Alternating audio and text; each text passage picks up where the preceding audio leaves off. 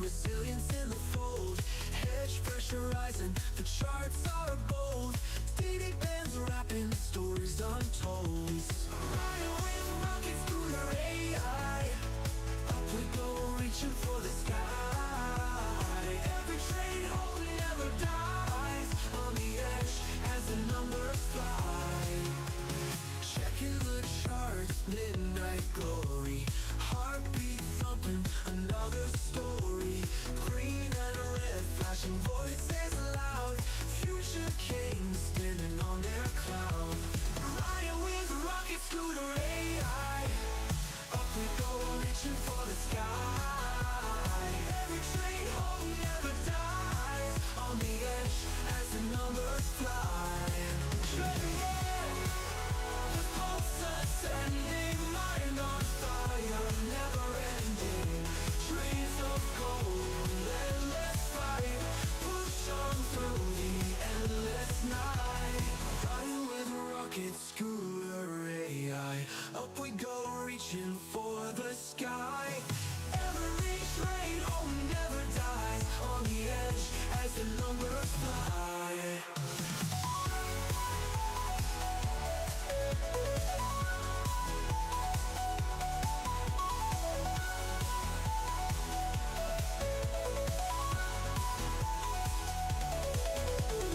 Checking the charts, midnight glory, heartbeat thumping, another story.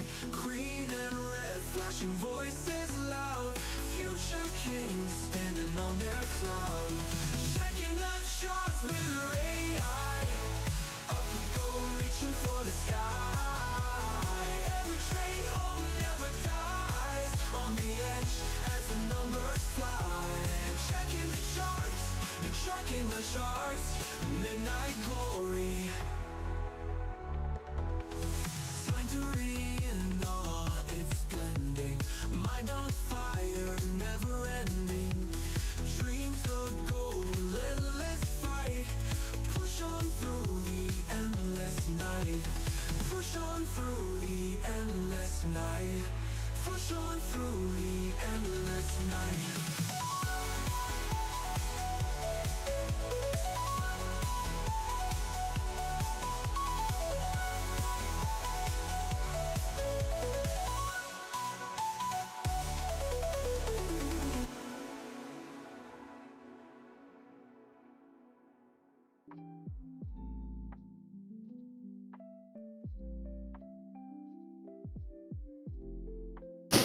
Hey, hey, hey, what's up, everybody? What's going on? Oh, I get everything loaded up here.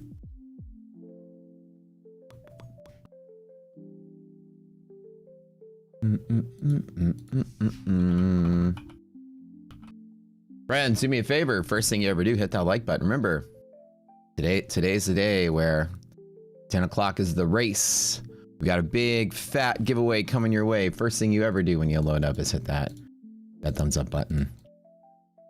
We to 1,000. We always have 1,500 viewers in here. We only need to get to 1,000. We'll start giving away some prop accounts. Speaking of prop accounts, tonight I got a meeting with the crew at Apex. Should chat with them about further relationships. See if they can't make some rule changes, maybe policy changes. See if they can't hook us up with tons of accounts to give away.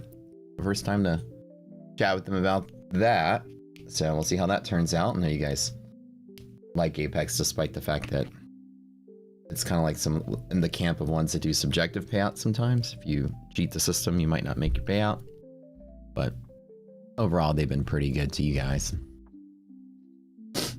Anyways, that's tonight. Got a meeting with Lucid on Friday. Same deal. Got another meeting with My Fund of Futures, different deal on Friday. Big prop meeting week. Be fun. Hello, beautiful people. Oh my god, it's Pickles in the background. I know you guys can see him walking around.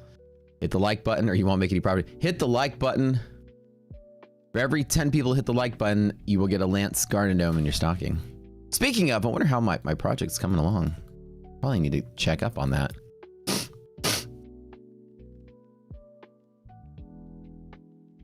Taking quite a while. What's up, friends? What's up? What's up? What's up? Thanks to you. Got your first payout from Apex. We'll request a second one tomorrow. Brian, let's go, man. Glad to hear it. You guys are learning, y'all are learning some valuable lessons here. Okay, so let's get right into it, y'all. Took a little bit of a trade last night, but I did close out before I went to bed. I didn't here. Grabbed a little bit of a long off of MHP, just like I said in boot camp. I bought the MHP and just chilled on it, and then went to like maybe there, and I closed out, and I was just kind of fucked around all night, and I closed out, and it looks like we woke up to a little bit of this, which is kind of nice. I thought about grabbing on this dip too, as well. I didn't do it, but it's looking good for a run today. Oh, I also got it my Fund and X accounts. A couple of those. Again, I'm still being like, every bone in my body was like, hit that thing aggressive, man. Like, just hit it with like 20 contracts. It's gonna go tonight. And I didn't do it. I thought about it. It was like here, and then I added, then I chilled, and then I chilled, and then it did this, and I was like, oh, okay, that's good. We're good. And like went to there, and it was just like, I was like, yeah, let's just get out of the way.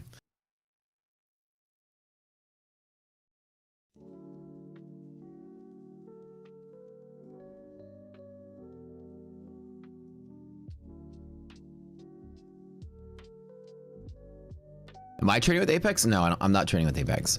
I don't really trade props other than to go live, just to prove that I'm good and go live with them. So Apex doesn't have a live program, so there's no reason for me to trade props. Let's just put that there, except for to like show off to you guys how the prop works. Apex is just sim funded, so I have no real. I mean, I could if you guys wanted me to do an Apex challenge, but there's like no goal for it. For me, I don't need to spend money on the props system. Or my thing is for, oh, speaking of the Zoom calls, I need to upload the last 2 boot camps. Like for me, it was to go live with the props, to show off going live with them. So, but I mean, Apex has not done anyone here bad. They just have subjective payout rules for people that are skimming the rules a little bit. If you're getting interviewed with the video, you're doing something wrong. Like that's what I have to tell people about all kind of props. I like to side with the customers and be like, that's not fair. You hear a horror story of a friend or somebody on socials. From the props perspective, everybody that gets interviewed or asked or videoed is someone that's cheating the fucking system. You're doing something wrong. They don't waste their time with the millions of people that go through there and the thousands and thousands of people who request payouts every day to sit there and watch thousands of videos. You guys think that's ridiculous. It's usually somebody that got caught and cheated and got banned, and then, you know, some weird similar trading behavior shows up in a random account somewhere else, and they got to interview you to make sure, you know, you didn't sign up under your grandma's name, sort of thing. So I would say that in general, a lot of these firms, from their perspective, it's less than like 1% of people that get like question. It's just the echo chamber of social media influencer wannabes that pump out negative vibes off of like one case and put the fear in everyone else. Or as many of the prop firms like theorize, their competitors, you know, go on social media and make fake accounts and make fake stinks like that just to slander each other. I wouldn't put it past any of them doing that. You know what I'm saying? I feel like a lot of the FUD spread out about prop firm A is from a fake account owned by prop firm B. I feel like they all do it. I feel like Top Step does it more than anyone else. I swear to God, anytime I ever say anything about Top Step, there are these fake accounts that like say something like shitty about my fund and futures. I said something about Top Step yesterday, and 2 of them were like, my fund and futures sucks, blah, blah, blah. And that's what they said. And then you go look at it, and the entire account is dedicated to like posting about Top Step and how great it is and retweeting everything they do. And you're like, all right, so they hired a Bangladeshi bot farm to fucking engage their posts. I get it. So you never really know what happens on social media, but let me try to be the voice of truth since, you know, I have firsthand knowledge of a lot of this stuff. I'll try to help you guys understand if something's scammy or not. Apex has subjective payout rules. Not the biggest fan of that, but all firms these days are leaning towards it. So I'm starting to lax my stance on that rigid, you can't have subjective payout rules, because nobody really doesn't anymore. A couple of, I mean, on my fund futures, yes, they don't. But it's like, it's starting to become the new norm that, you know, people are finding new ways to cheat. They're gonna have to find new ways to police it, I guess.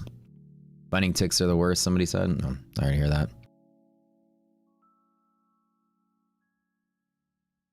Rename Top Step as Bottom Step. I heard somebody call it Flop Step yesterday. Nothing wrong with Top Step as a prop firm. Everything wrong with everything else about Top Step. Prop firm's okay. Like, they rank in the middle of our scoring, by the way. Nothing fantastic about it. Nothing horrible about it either. It's decent.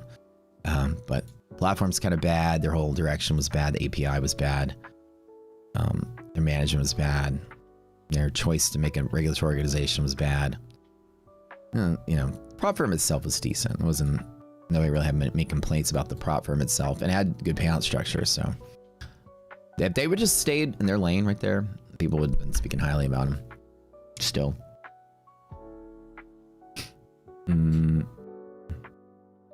Yeah. Well, guys, welcome to the show. Morning, good morning. Oh, wait, hold on. I'll be right back. How you going, Piggle?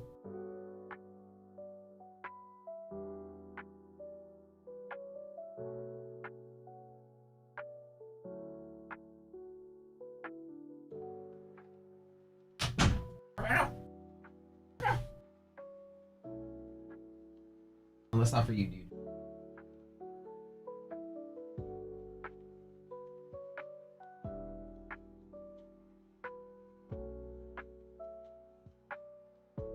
Friends, you know the drill. Hit that like button. Oh, hold on. I gotta order something on Amazon real quick.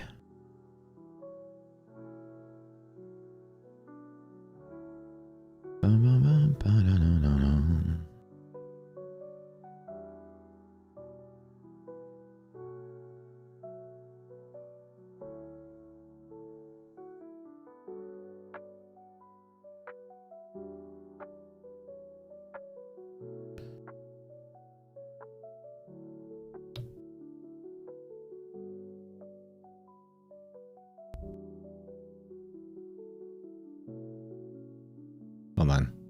Did I see nothing beats somebody said trade of 8? Hopefully they'll fix the brackets of group trading. Hopefully so. Oh, I gotta, oh, speaking, thanks for reminding me. I gotta follow up with,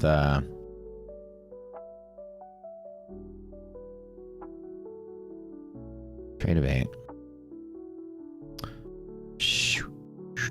Let me see if I got it here real quick. I've been chatting with them about. Let's see what they can say here. Oh, they didn't write me back yet. Talking to Ninja Trader about an API to put our stuff in their platform. They're having an internal meeting about it right now, so hopefully we come back with some positive news there. Do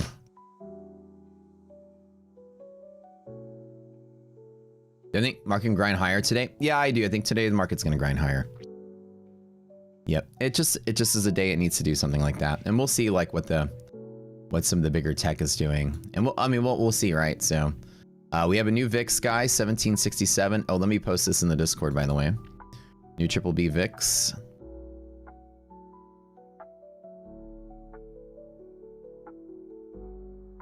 This is always important to know.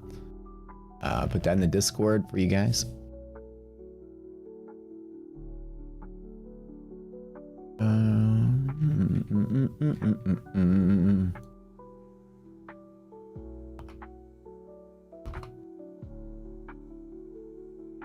It is, what is it? 1767.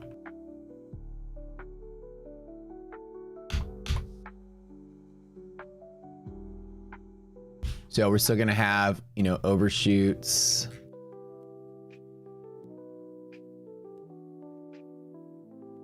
You know, VIX is gonna be a little market's gonna be a little choppy, right? Same thing.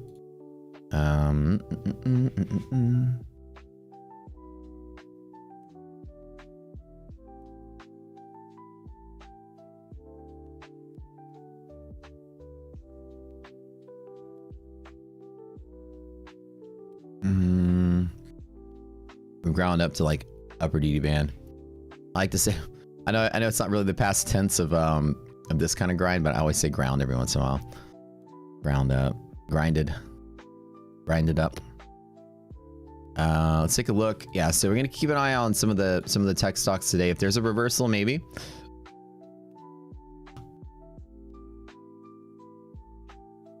I think that if this is sort of a grind up, it's a grind up because of CPI. And essentially, think of it like this. You see how it's chopping like this? Never say, I'm gonna miss out, let me get that pop, right? This kind of environment with this kind of triple B, whatever happens, if you trust that it's going up and you want to trade it, let some kind of like bigger dip happen before you jump in on it.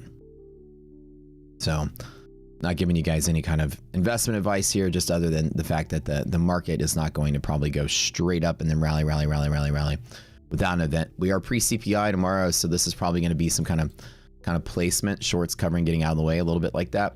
So with that being said, the market still might have that downward pressure at the key levels.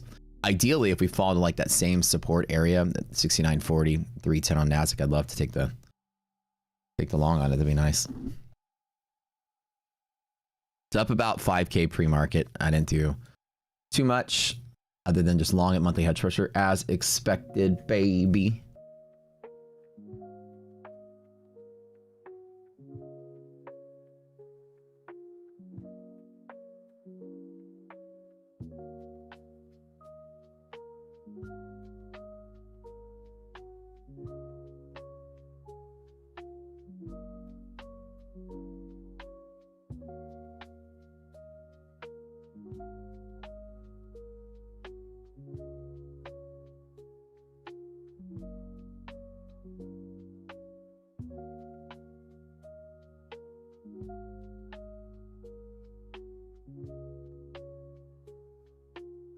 Where's everybody today?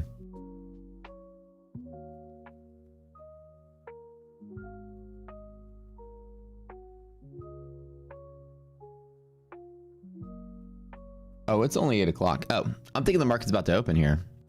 It's like, I wonder where like there's the viewers are. Market ain't even open yet.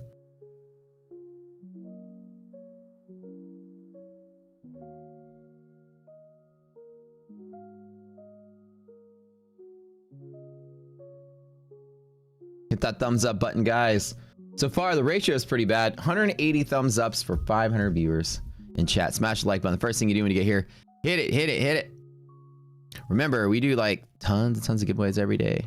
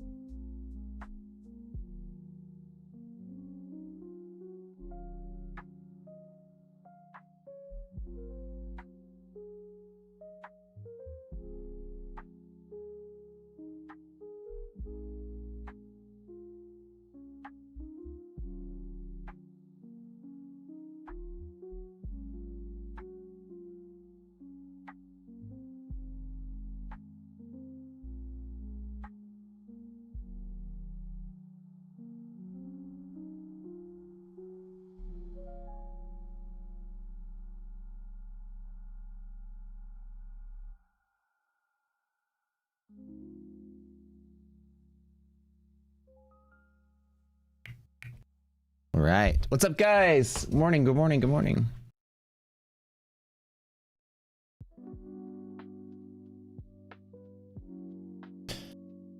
All right, 25 minutes till market opens. We have a lot to talk about today. We've got a big news week. Today's gonna be really relatively light compared to tomorrow.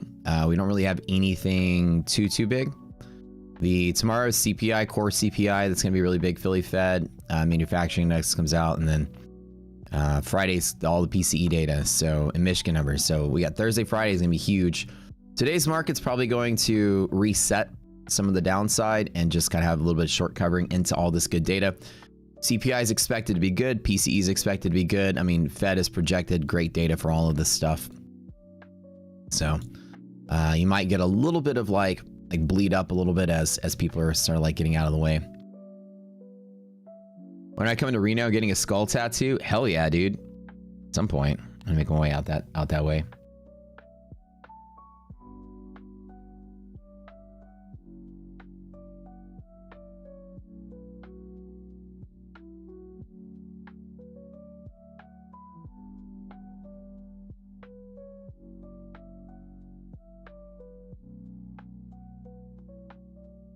No, we're not getting less likes on the stream. We're getting the same amount we always did. We never got any. Or we got some. We never got a lot. Now we're getting a lot more that we're saying something. We used to just give away a ton of free accounts just for people showing up. But then this helps us know how many people are watching the stream, and engagement, of course, you know. It kind of helps the bot situation if people are using bots, because you know, it won't count if you're using a bot from the same IP or whatever. It doesn't count twice.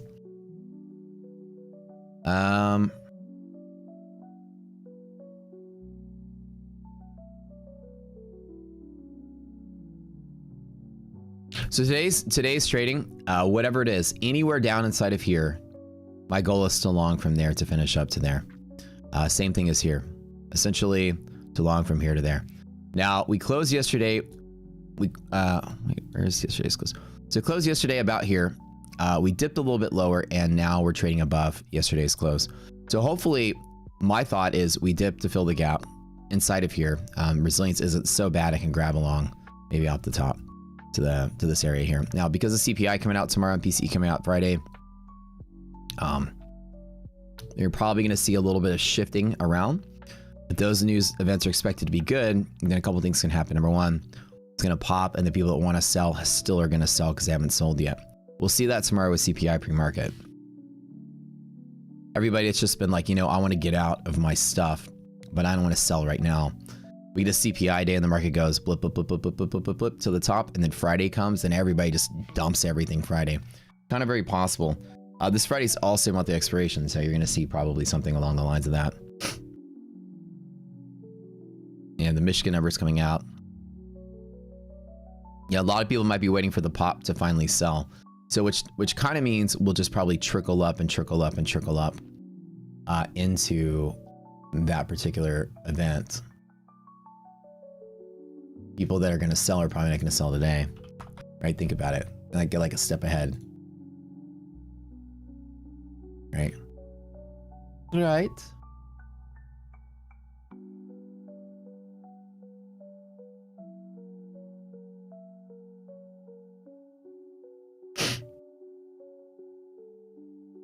I posted the Triple B in Discord.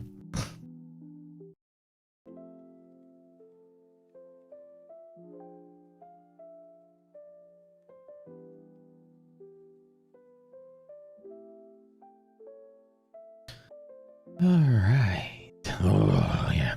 We're going to be doing another song submission contest.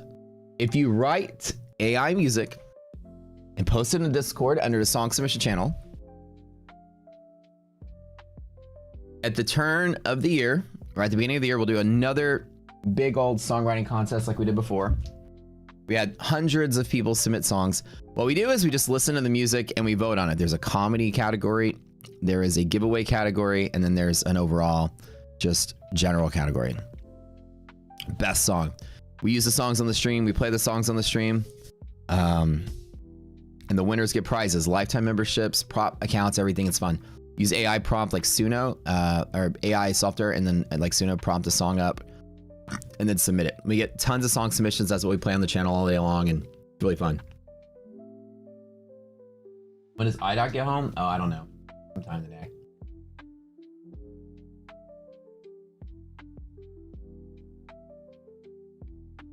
This afternoon sometime.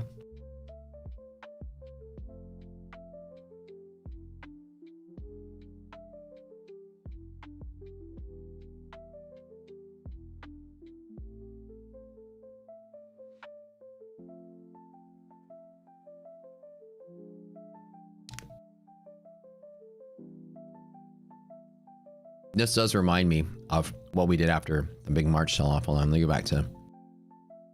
Got crawled higher? Right, not that one.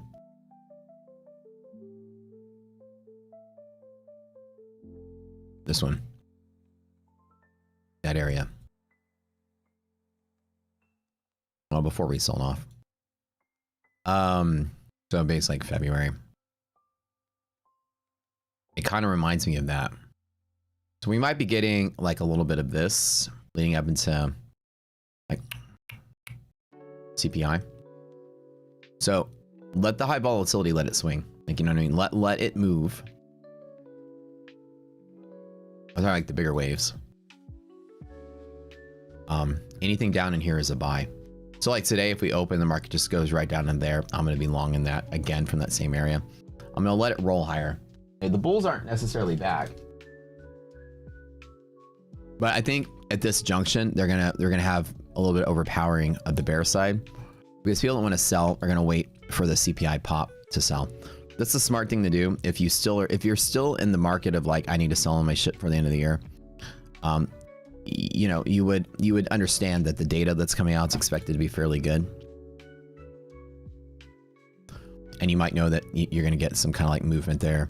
And then CPI is going to pop you, and then so if I were to paint an ideal picture, which I'm probably 100% wrong, this is here today, and then here today, and then does this overnight, and does this and this and this and this and this, and CPI is like that, and then you wake up that day, and then that's a day that does this, and then Friday's like, you know, whatever. Like honestly, it could be like that big down, like we had post Fed that one day, way up, way down sort of thing. So I think that at least until CPI, we'll be popping up a trend like this. Same, those are the straightest lines I've ever drawn in my life. Oh, I think if you do it too fast, it makes it a straight line. Oh, never mind. AI assisted. Pew! Oh, that's nice. Okay, so like I said, along this MHP kind of barrier, I'm going to start buying the dip. And good there. Guys, don't forget to hit the like button on your way in. First thing you ever do on the stream. Rock Scooter Christmas album. We need some holiday songs. Remember the old holiday songs? Oh, I remember some of them.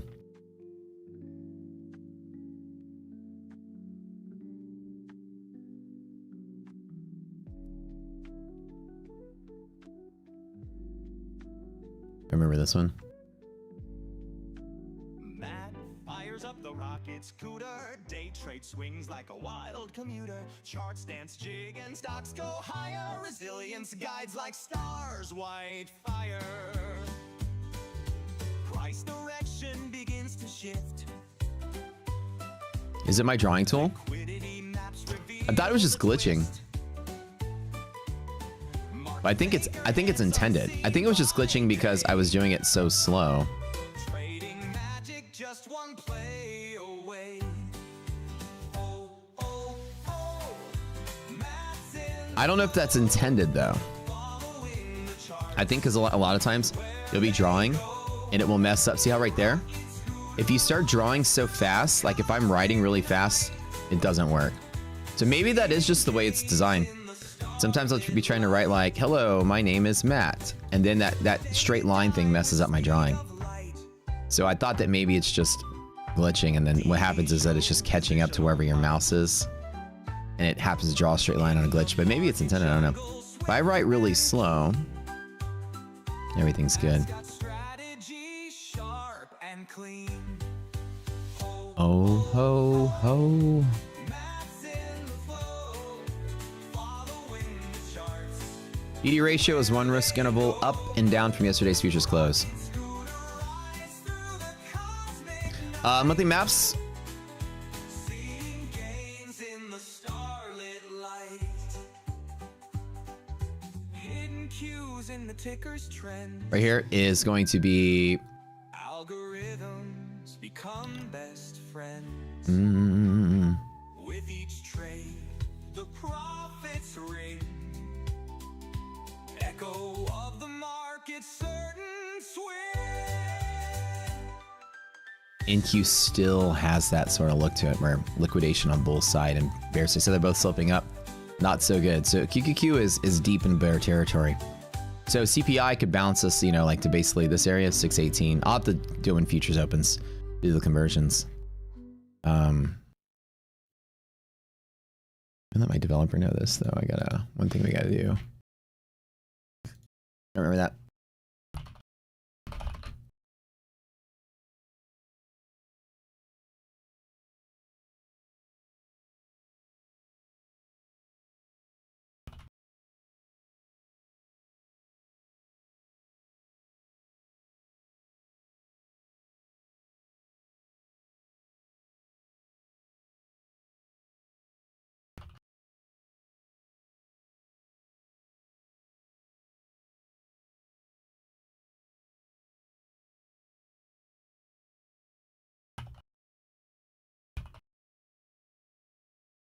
Put in a note there. So the futures conversions disappear at 4 p.m. my time. That's when we wipe the futures chart to draw the new stuff at market open. But the conversions get deleted. So the conversions to monthly maps and the actual conversions to liquidity maps all get deleted. We've been noticing that in the boot camp as I've been recording the boot camp, that they disappear at 5 p.m. Eastern. So I'm putting a note that we make it to where it doesn't do that. That'd be a good fix. You like the old Christmas song? Ho, ho, ho. Anyways, go and hit those song submissions in chat. We got a ton of them. Matt's got the charts, the hustle, the flare. Southwest Slipstream put one in here. Stocks go up. This lyrics in this one's probably very funny. He's out the door in record time. Looking bearish-ish for a little bit, yeah. Can't be late, Matt's the master, it's his fate. Ticker ticks while he's on the run, back in his seat before the bell's done. Caffeine in hand, adrenaline flow. He's a blur, man, don't you know? Bathroom Hit that like button, friends. Everybody here, thumbs up, thumbs up, thumbs up. 1 out of 2 people tapped it. Let's get to 1,000. We'll do our first giveaway at 11 o'clock. The clock is ticking.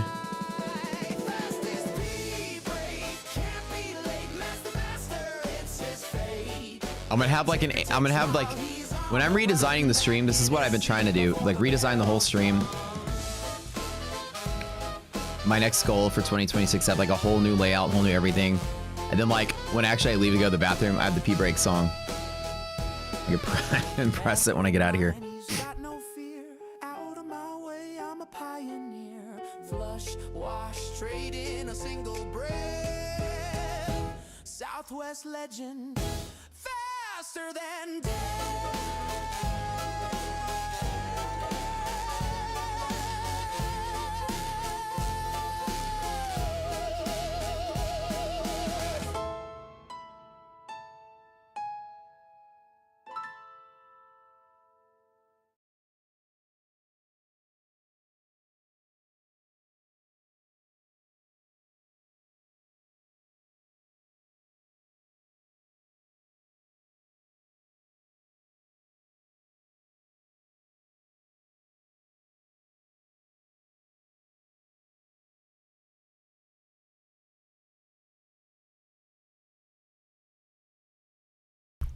Great song.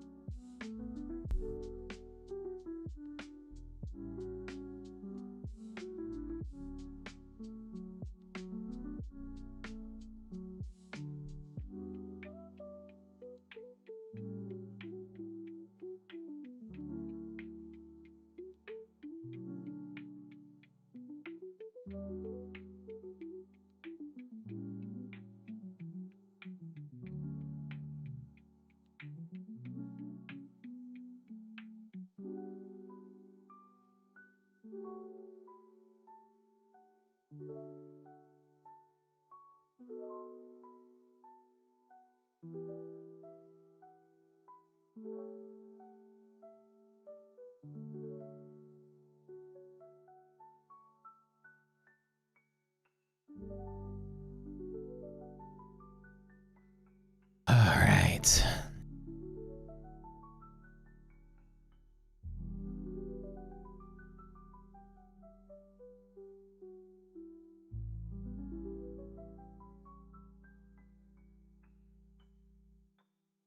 Thoughts on the Nasdaq going 23.5 and having 2 sessions? It's gonna be interesting to see how that works out. I think, you know, as far as it goes, you guys won't notice a difference.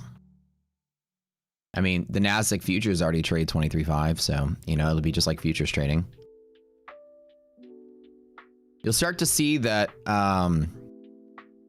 it's gonna be an interesting dynamic. Whenever the stocks are still trading, what's going to happen the moment Opera releases their data? I wonder if that's going to cause a bump in the market midnight, middle of the night.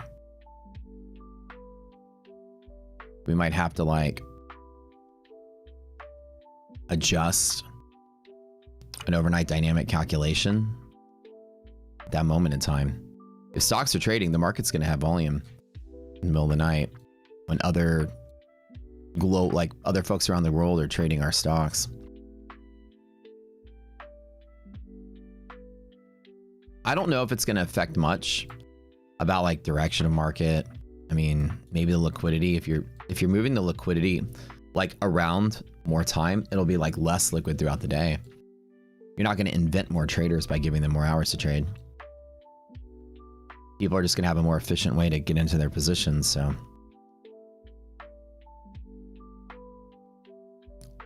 we get liquidity pocket right. We might be able to get, if options have data, we'll be able to have liquidity maps overnight. Yeah. At that moment in time. If we have options able to trade, which I don't know if they'll be able to. This is just the Nasdaq though.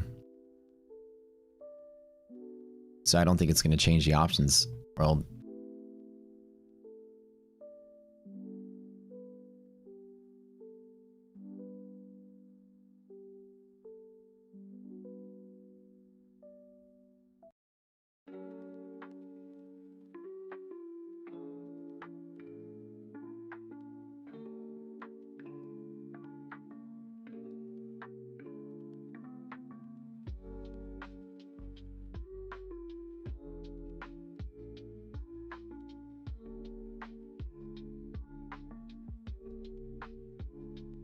All right, guys, do me a favor, smash that like button on the way in. First thing you do, we have a giveaway in about an hour and a half.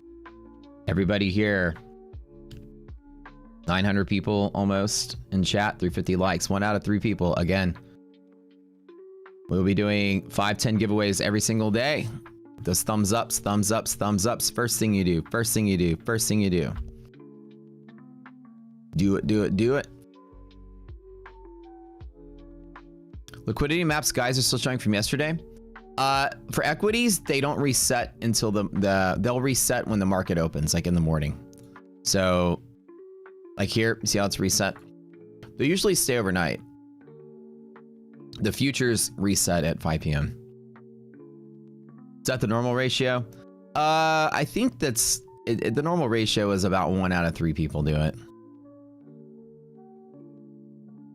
And now that we're yelling, it gets to be about 2 out of 3 people. Kind of nice. Why is yesterday's close not the standard DD bands? It's not futures close. This is QQQ close. The equities close is at a different time. The futures close. It's an hour difference there. All right, so today I'll be looking for dips to buy. I'm going to be I'm not going to chase into this. I'm going to avoid whatever opening I get. I want to get longs from here. And from here, hopefully we dip. Resilience is good. And I can play this. I think we're going to inch up into CPI. Hopefully something like that will be the ultimate play, which would be really nice.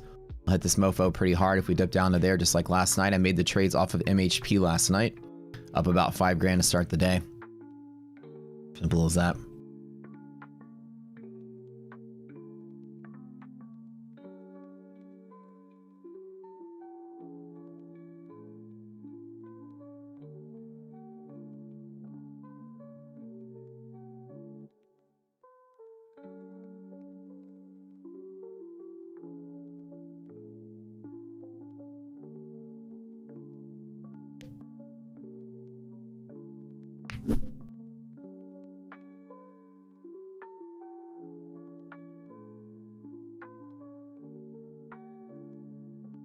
So today's prop deals from our partners, let me give you guys a little bit of info on that. Got a 90% off at Apex going on right now, and a 90% off of ETF on the 1step and static account. So those are your big 90%ers. Futures Desk is 60% off end of the day and 70% off of static. So big sales. Like everybody's doing huge sales this time.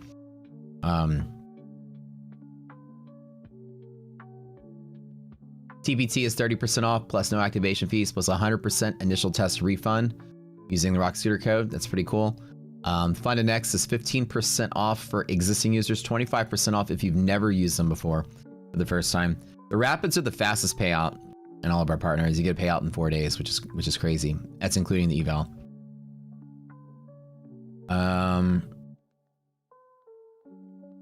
20% off the Rapid plan, daily payouts for my funded futures. No end to that, but that's really cool. That's going on. Code Rocket Scooter. And then 35% off Tradeify's new select plans. And the growth plan is 30. So growth and lightning. The select plan at Tradeify ranks in our scoring algorithm as one of the top plans. CPT 40%. TPT switched to 40%. All right. Hold on. Let me.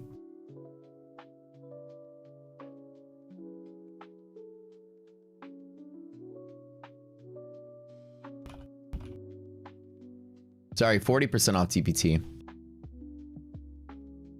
My bad. You are right.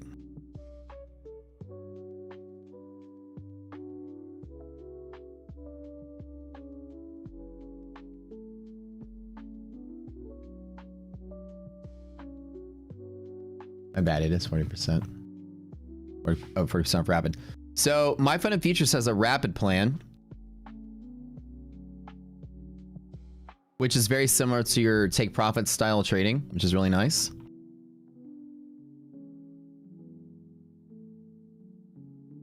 %40 off TPT, 90% off Apex, 35% off Tradeify for Tradeify select plans.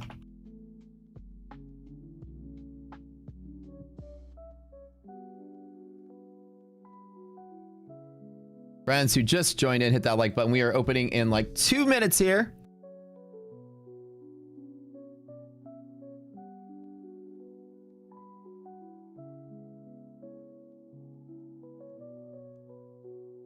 Smash that, friends. How do you calculate rest interval? QQQ, you get it from Rocket Scooter platform.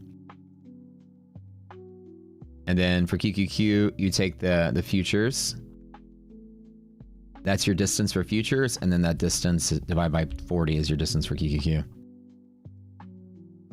All right, so today's setup plan, longing down inside of here, back up to there. We get something nice on that one. I took the longs overnight from MHP as intended. About 5K up on that, not too big of a deal. We are off.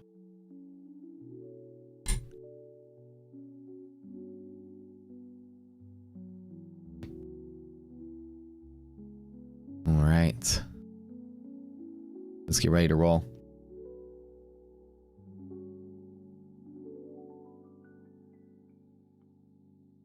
No bell? Oh, everything is my sound is jacked since the power outage. Okay. All right, we are off. We are open. We're going to watch resilience do what it needs to do. I'm going to wait just a little tiny bit.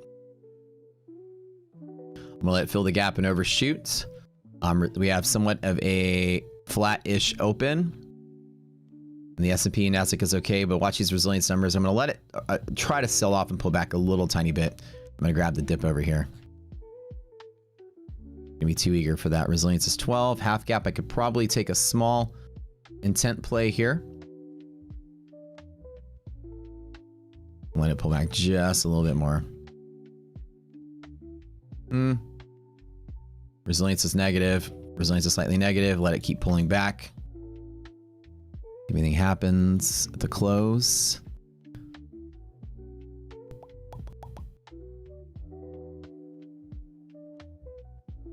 Let it figure itself out for a little bit. Liquidity pocket here. Okay, okay. Oh, ooh, MHP. Okay. Let's do it. All right, we'll play this one small on NASDAQ. Fuck yeah, let's go.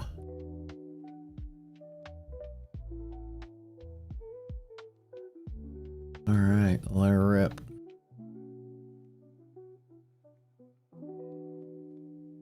Bum, bum, bum, bum, bum, bum, bum. Let her roll. Let's see if it goes. I got a better entry on that one. What I get? 413. It could have been better. ESC every single time. S&P liquidity pocket right here. That one looking pretty nice and steady there. It's gonna flop around a little bit. All right. Don't die today, market. It's brutal. A little bit of selling pressure there. Hang on. Hang on. Hang on. People still trying to sell that open. We saw earlier. Resiliences are positive, looking solid, looking good. Nasdaq, don't be the... Piccolo, are you trying to get out of here?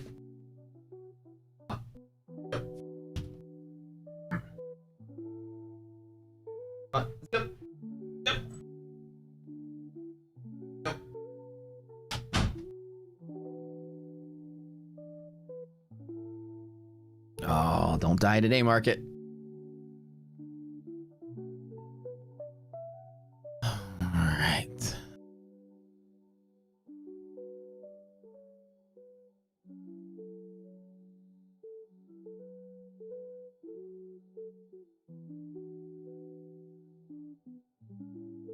All right. Hopefully we hang in there.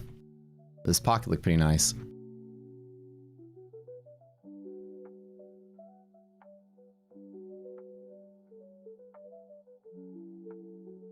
I thought we would actually get a little bit of a lower low here. So let me double check some of the stocks here. Come on, liquidity pocket. Got a rocket in my pocket. Let's go. Nvidia down.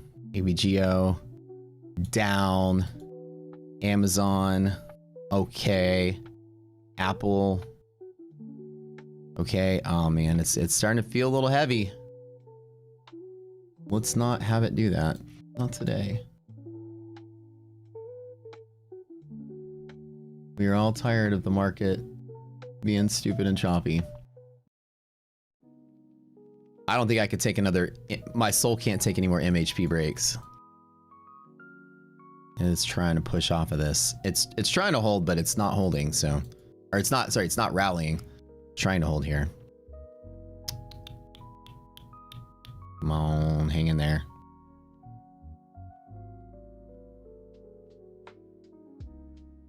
At least I'm trying to trade from the right place here. S&P liquidity pocket should be all right.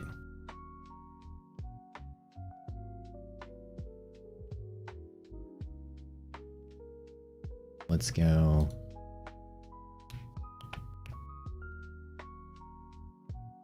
If I lose this, I'll only play MHP on the reclaim. Still has a lot of that opening selling pressure, just like yesterday.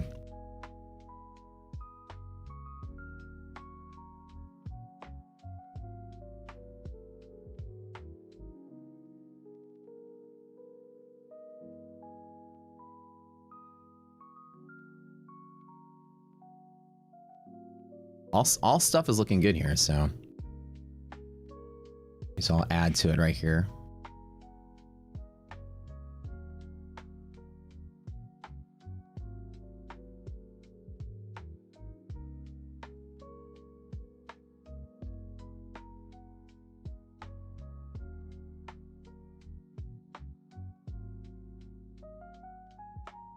Friends, if you can, go down below the stream and tap that thumbs up button. I don't think my soul can take any more strong pivot breaks. It has been too much. Too much of this kind of market. All right, this is what I wanted earlier. I'm gonna hold through this. We should be fine. I'm gonna play this range here with something bigger.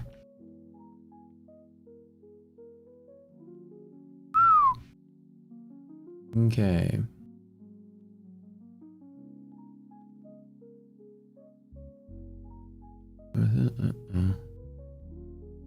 Okay, good. Right down here is what I want to actually trade on this one. Dude, same. So the first thing I drew this morning is that we would get this. I didn't think we'd be losing MHP though, so be careful. Markets are rational now. Down here at the bottom, data still looks good on this overshoot, so let's have some fun on this one. I want to get a big play off of this. And if it's another day like yesterday, I'm gonna be a little pissed off. All right, we hold that. We should be good. All right. All right.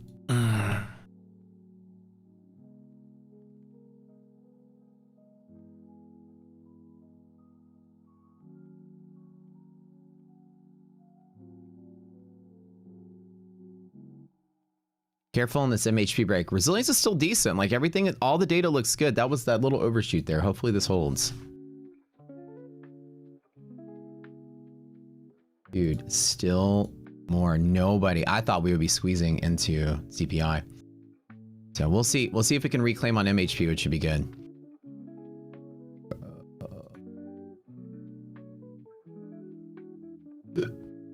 All right. I'm taking the dip down here in bull zone, all down inside of here. I'm building my bigger position is what I want to do down over here.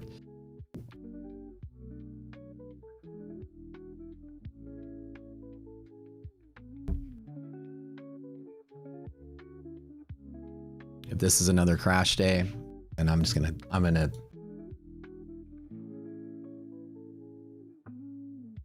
just one after the other. Well, that's also a lot of the tech stuff that's pulling back. Okay, didn't expect that to happen. I'm telling you, the last like 5 or 6 days, I've had MHP breaks just smack me around. You know, over time, the probability is really high that they hold, but in the shorter term, and it's just been like wreck city here. Nuts. We should hold this though. See if we can get this one. My bigger play down here at the bottom.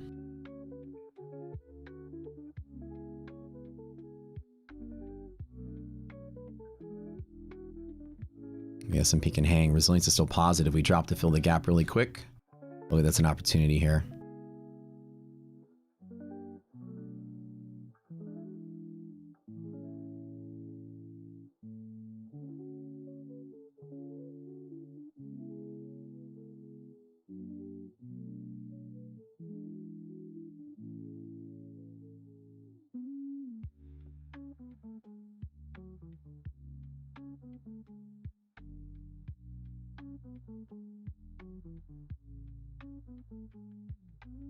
God, look at that, man. I severely underestimated this day. That's nuts. Okay, let's get NVIDIA real quick. Dude. That was brutal. Well, okay. Maybe that's the... Let me stop it. Let me see where those pivots are in some of these stocks. Damn, dude. Okay. All right, so this is... Hopefully, this is it. If not, I'm going to bow out, take a little bit of a loss, and then call it. I'm, like, trying so hard to just, like, not just take the rest of the year off. Boo. Okay. The last place I'm gonna play from.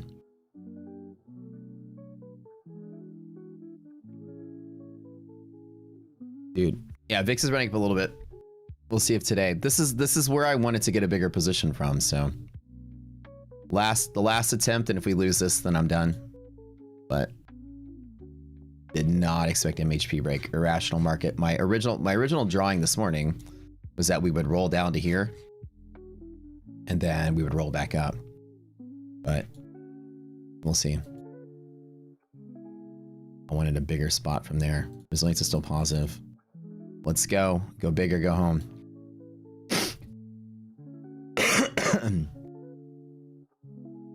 Let's see where we have red lines on this one. 74. Okay. What time is data? Nothing today. We don't have data till tomorrow. This is tough. No, I should be trading small on MHP break. But originally, this is the trade I wanted to get. Last night, this area. So hopefully we can hold it. I'm going to try one more attempt right off of this area. And other than that, we're done. So like I said, the data's looking pretty solid. It's still responding to some of this tech sell-off. And if this market's crashing today, then it's just a crash today, and then I'll call it. All right, I want to play this one. But dude, look at this. Look at that. This is not good.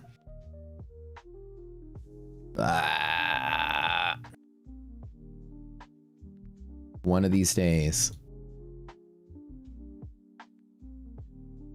we'll get back to normal.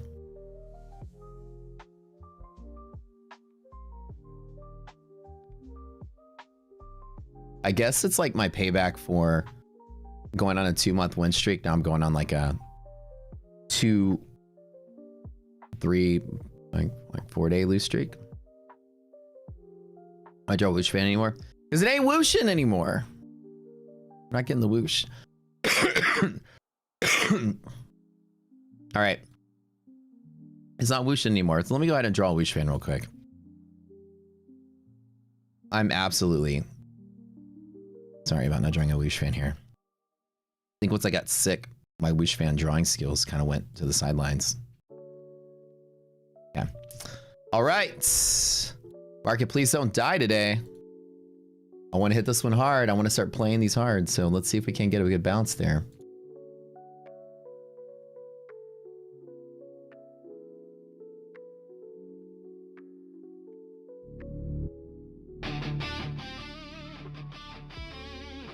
That's been tough.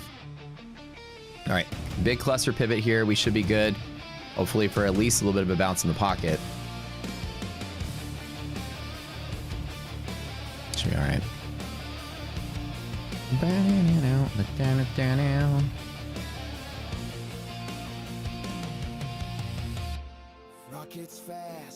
That was a brutal drop on NVIDIA and AVGO, like right out the door. Like panic selling. Not really sure what I'm missing on this one, but this was like, you know, we popped up pre-market and just slammed. I'm not really sure what's causing that. I mean, people are selling, but you think if people would have at least waited for CPI, you know, to pop the market and sell. All right, last attempt. Hang on to this one a little bit. And so I wanted some more fat in the account because I really want to play some of these swings a little bit bigger.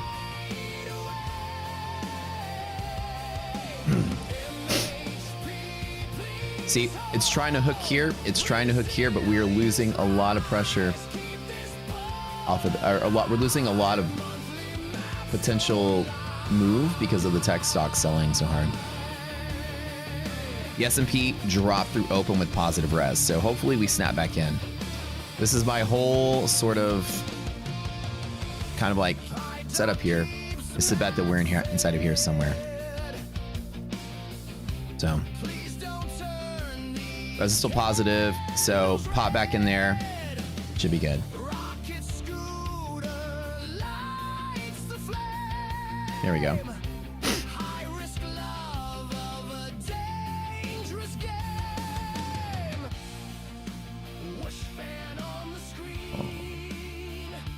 Dude, this tech is getting hammered though.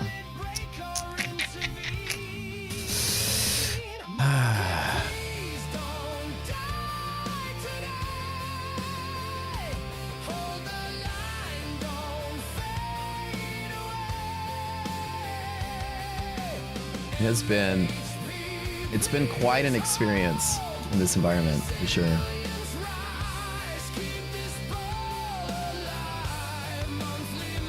Let's base out here. Come on, hang in there. So the pocket play. I was thinking about trimming out on that move there, but I might just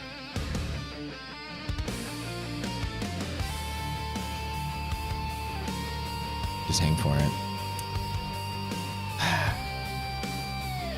As frustrating as it is to see the market just die that much, I'm gonna slowly trim out and take a loss on this one. No use back holding on a market collapse. All right, back out of this one. Well, MHP break, irrational, market's dead. Bro, I'm telling you. It has been like maybe 6 days in a row of the same play. The selling pressure just collapsed through every single thing that we have. So market's dead today. I'm only gonna replay this on reclaim of this, and I'll play that. Other than that, no trade. Bottom DD band is my last attempt at trading. So here, or here on the reclaim. Other than that, I'm gonna sit out of all of this, let it play. This, insane. And I wonder why pre-CPI people are spooked.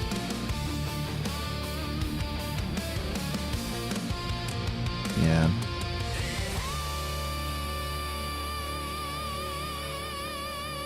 So down inside of here, I'm gonna wait for this. I'm gonna reattempt the market at the reclaim of pocket, and that's it. Well, no, what usually, like, you know, the odds over the long period of time are always really good, but when you have these like short weeks or months, it's just gonna be part of this craziness in this market. Lost strong pivot 1, lost strong pivot 2. Nothing you can do about it, except for be cautious. Top step is down again.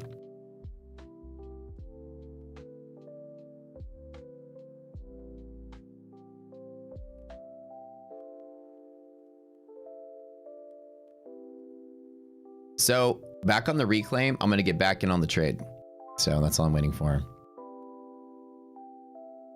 That's crazy with top step.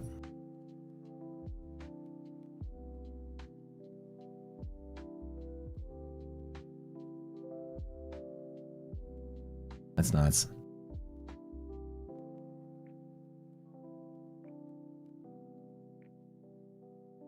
That's a little much on that tech selling.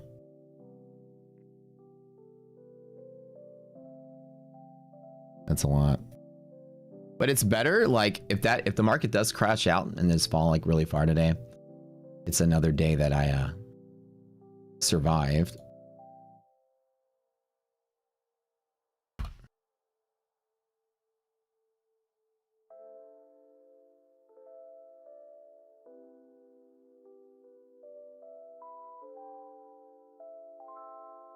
It's been very brutal, trust me. For me, so in my personal trading accounts, my big ones, I haven't traded anything in like 2 weeks. I've been avoiding this completely. Y'all haven't seen me pick up my phone and make trades. Ooh, let's get back to it.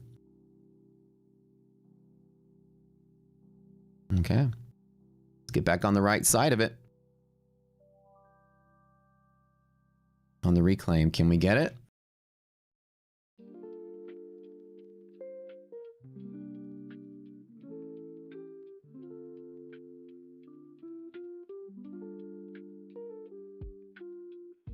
I'll give it one more shot.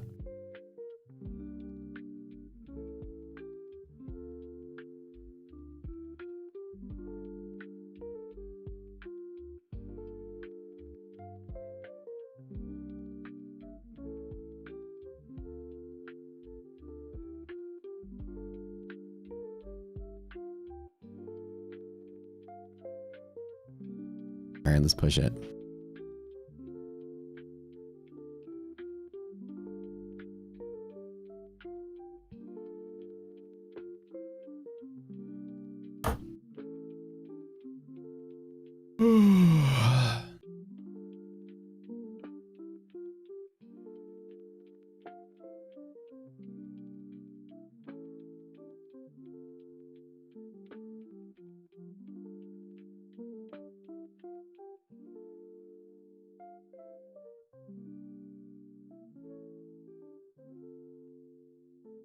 I'll give it one more shot.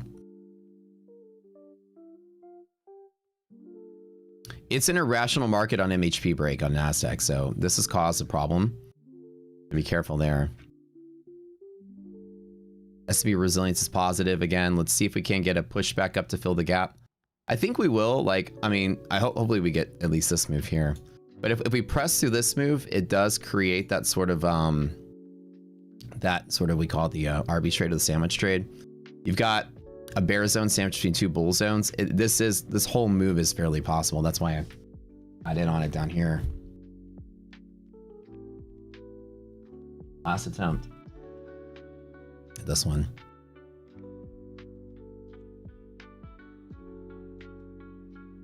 We have not had a successful, strong open in our market in the last week. 1, 2, 3, 4 sessions, 5 sessions have dumped right at the open. No, 6 is dumped at the open. Actually, they all have, but some of them rallied at the end of the day.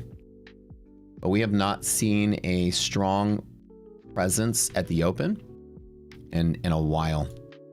So just kind of bad odds on this.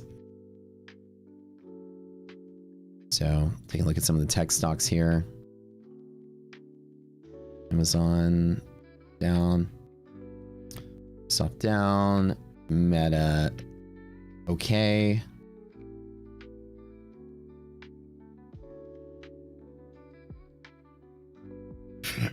Ooh.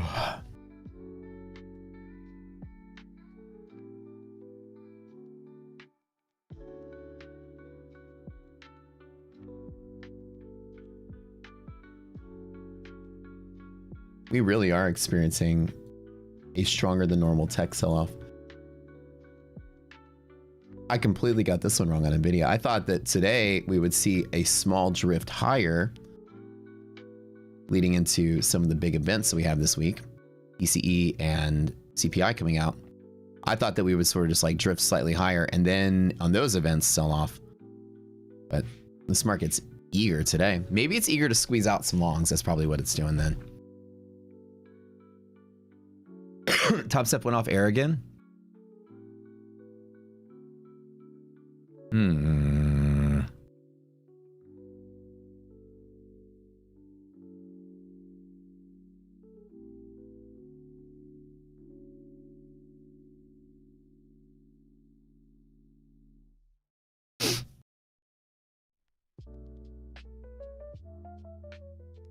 God, man, seeing these wicks, like even here, the wicks and the wicks here. Rejection wicks. Scary.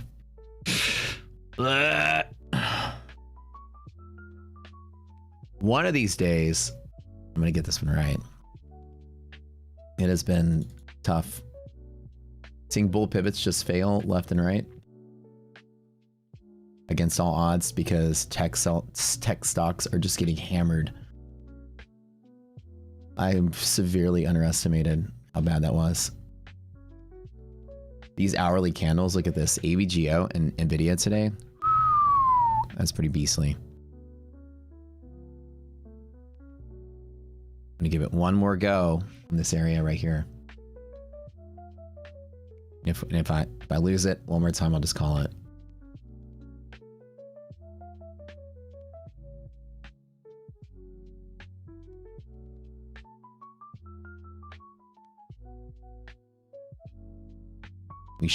We should attempt to this move right here. Like this is what I want to see.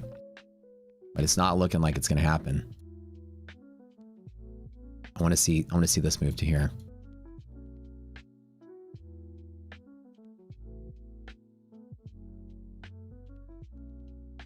It's just too violent, man.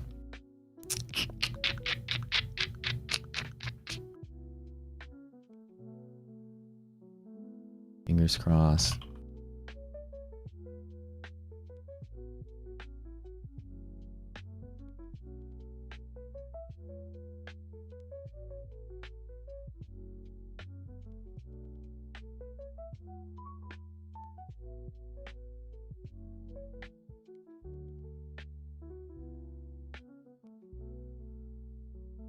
Can we get a move today, baby?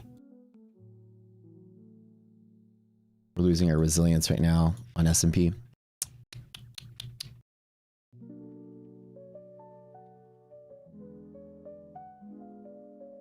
Hang in there. Hang in there.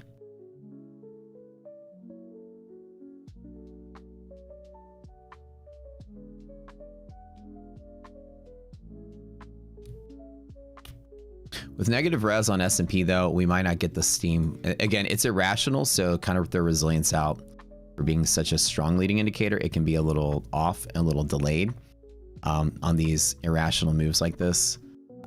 We now have resistance through here, so this is going to be probably a problem on the way up. We'll see.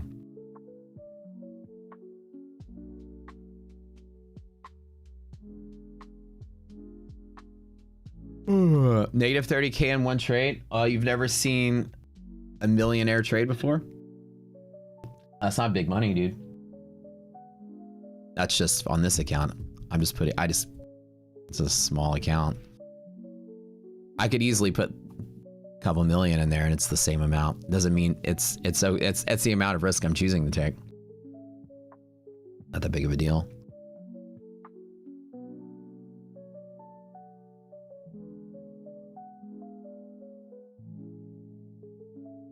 $30K in one trade. I mean, that's how it is. 30K in one trade. Freaking IDOC spend 30K on a purse. How are we gonna do this? Come on, one more time. Let's break it. Break through it.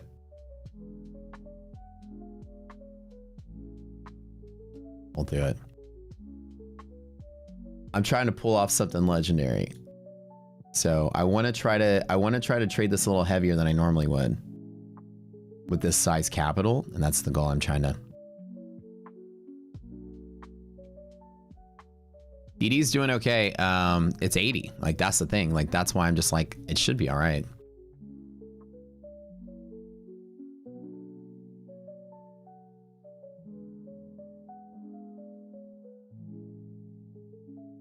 Project X sucks. Which, you don't know which verse is like Project X or this market, yeah. Well, as is positive again. Good, good, good. Let's hang in there. Let's get what I thought we were gonna get. Hopefully it's not a flush from here. So let's see. DD ratio is 80, which is good. Resilience is now positive in S&P, which is good.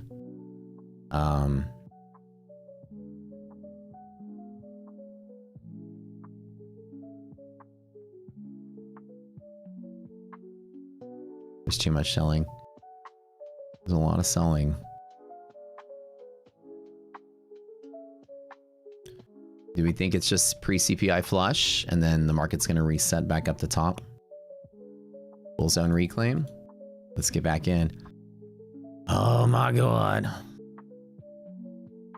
Oh my god. All right. Ready for the red fuck you candle that's just going to come through and just sweep my position out.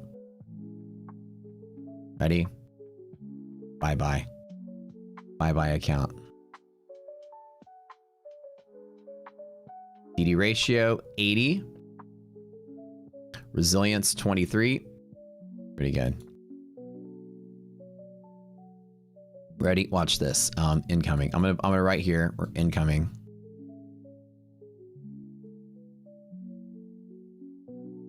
Incoming. Fuck you, Matt candle. Hang in there. Bull zone bottom. Hold on to it. Can we get above MHP? MHP res is negative though, so it's gonna be a little bit of a resistance pressure there. Positive res though could get us a little bit of a move up. We'll see. Let's see what AVGO is doing. The incoming candle is a joke. I don't want to see that, but let's see if we get this last little bump down there. The new hour is 9 o'clock right now, so let's double check what we have on NVIDIA. Just trying to mark these little midpoints off of this run here. Can we get some NVIDIA love today?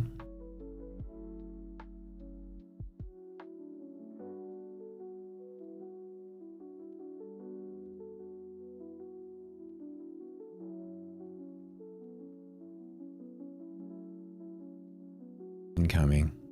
All right, let me see where this is going to land up here.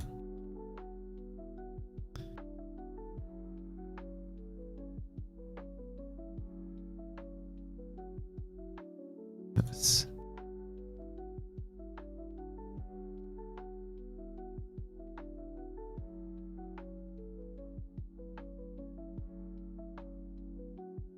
God, man, that's just something else today. Where's, like, my question is, like, where's the panic coming from? Like, on this one, you think people would wait till CPI to, like, you know, panic sell? Because CPI is expected to be good.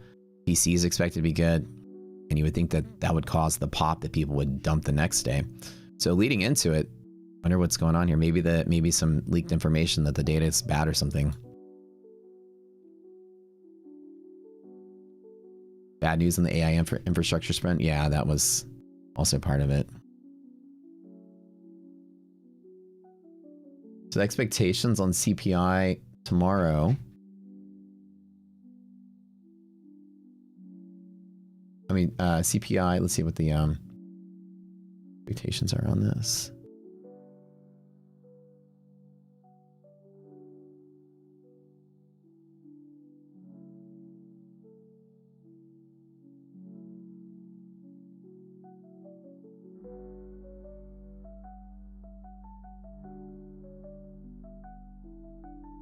Oracle has an equity deal on a Michigan Center, still on schedule. That news came out this morning.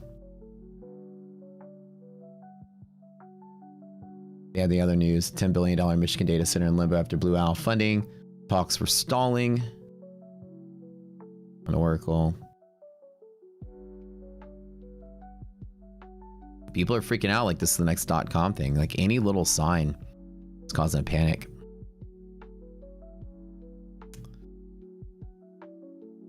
Okay, oops. Let's not die today, market.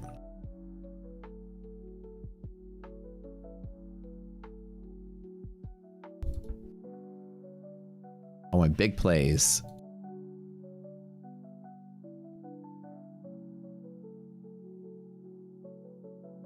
Where's my pencil tools freezing up here? Hold on one second.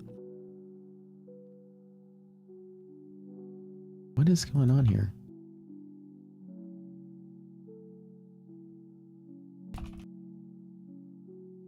My mouse is stuck in my pencil tool. What the hell?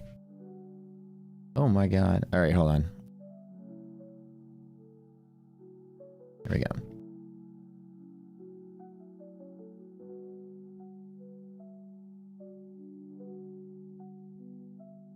Reopen it here.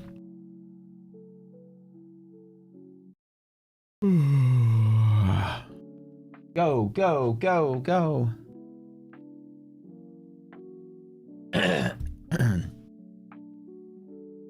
This thing is so glitchy sometimes. It got stuck on like that finger point. All right. All right.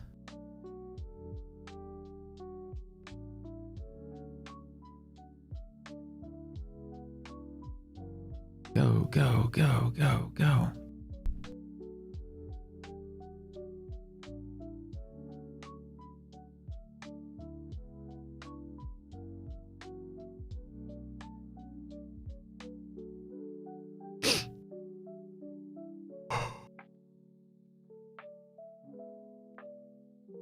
Pocket's holding really well. I mean, the scalp has been pretty nice, but the momentum is just really strong to the downside. So we're not getting a reclaim pass right through it. Let me trim this back down a little bit. Yeah, it's just a 10 spot.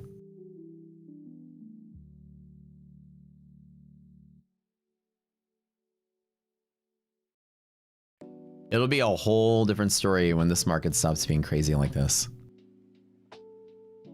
You're talking about like probabilities of things are usually, you know, they're over time. So in local environments, like when the market is somewhat bearish in shorter periods of time, maybe this month, there's been a lot more failures than normal, which kind of has been like kind of some heat, but should still be okay. Resilience is good. Actually,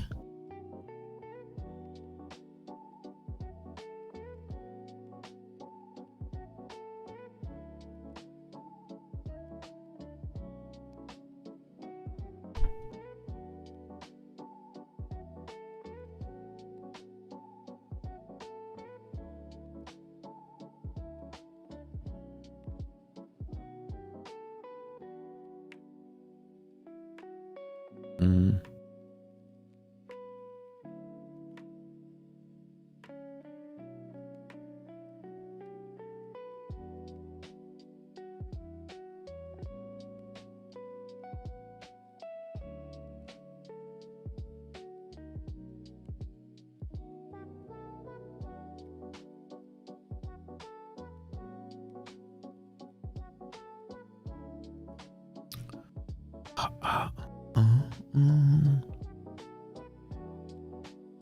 on, we gotta reclaim all of this. Get up there.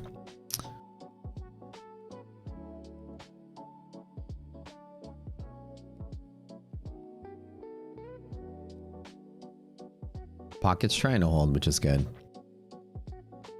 We'll see.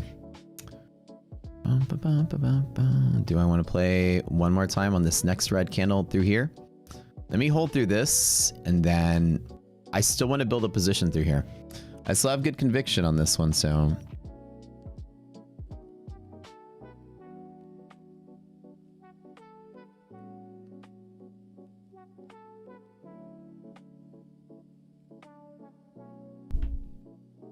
we can get over this panic selling. Check the share.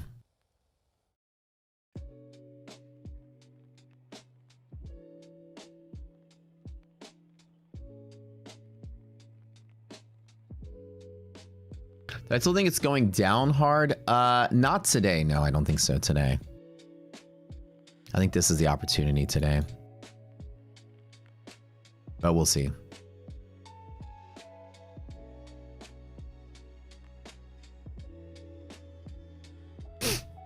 We'll see.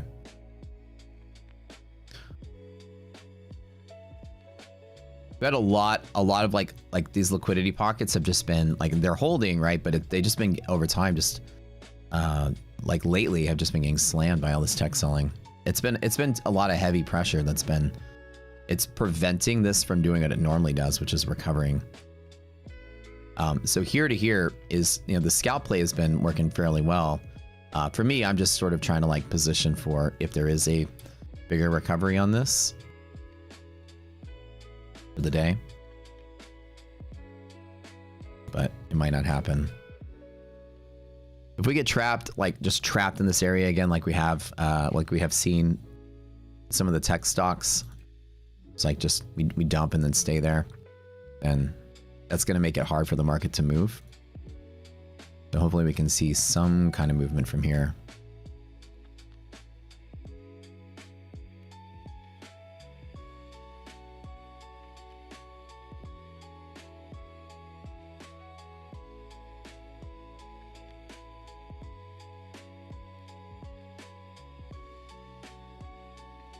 Crypto's pumping hard today.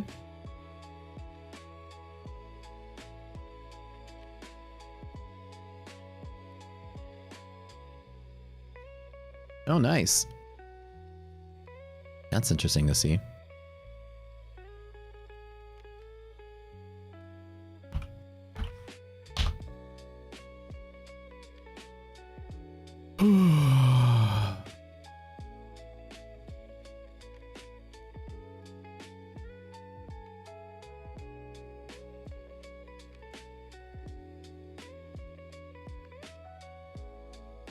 My fear is that the tech keeps pushing lower from here.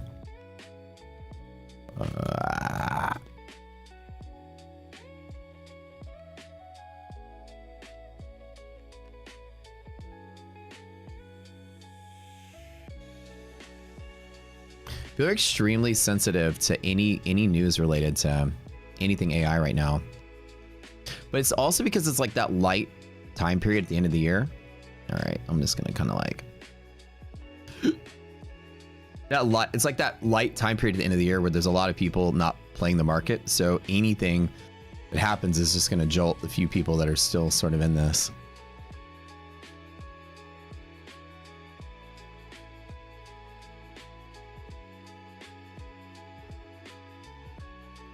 Some well-placed bad news this morning. Interrupted an otherwise, what could have been an otherwise decent open to the day. Which, again, it's not market-changing news. It's just more like, you know, it scares tech enough, and that's enough to pivot the whole index. Bugs.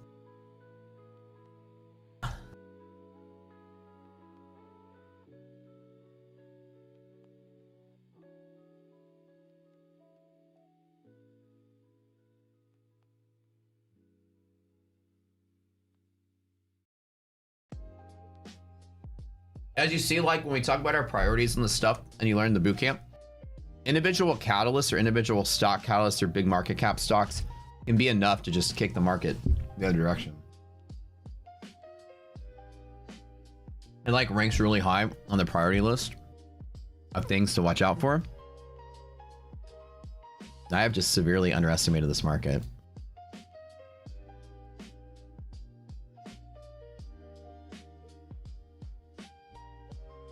Yeah, DD is actually weighted by stock percentage. Or for market cap percentage, yeah. It's market cap weighted based on similar to index. Right, that's what I'm saying. Like, that's why it's still trying to hold. You know, the majority of stocks are still not crashing out. Which is why I always try to take that bet. Like, I always try to bet on the side of the index that everything else is good enough to hold it. Dude, this is a headache and a half. Like, this market, I hate this market so much. But then, you know, from like September till November, you know, there wasn't a time, I didn't have like a losing day for like 2 whole months. So it's about time that I get some. But man, the time I start wanting to throw big on this market, that's when I'm getting the losing days.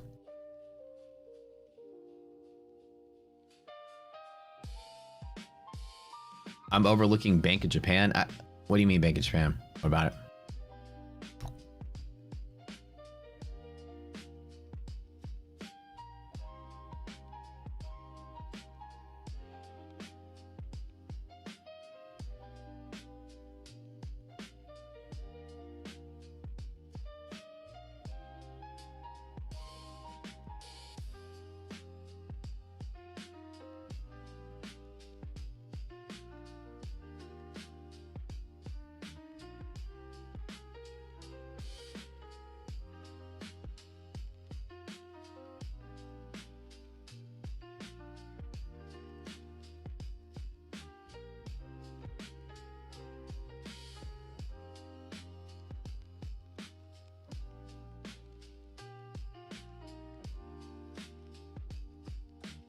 Well, I mean, yeah, but think about it like this though, right? I know there was a time in like 2018 where, or 17 or whatever, when like Greece's economy was crashing and people were like, that's a sign the world's economy is going to fail. Like, Japan's economy has been shit. Its market has been shit for like decades, right? I wouldn't gauge anything with us off of anything with them. Although it could have an effect on the market, I don't think it has any effect on our economy. There's a lot of like Wall Street picks up a lot of news like that.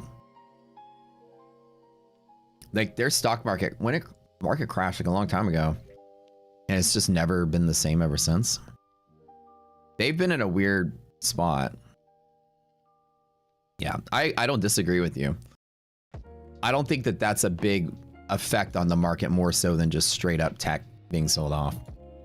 I don't think that the reverse carry trade is like a reason for people to panic in the United States. Yeah, they do. They have a lot invested in our bond market.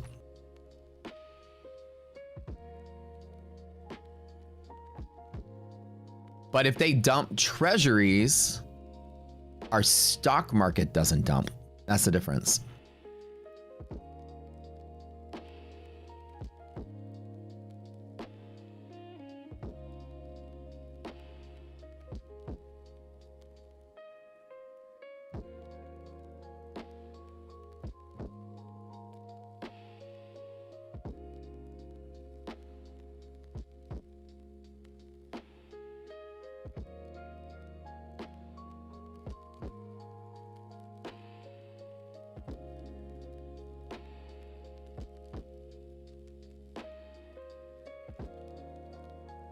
Yeah, CBT for Rise payout option. I could try.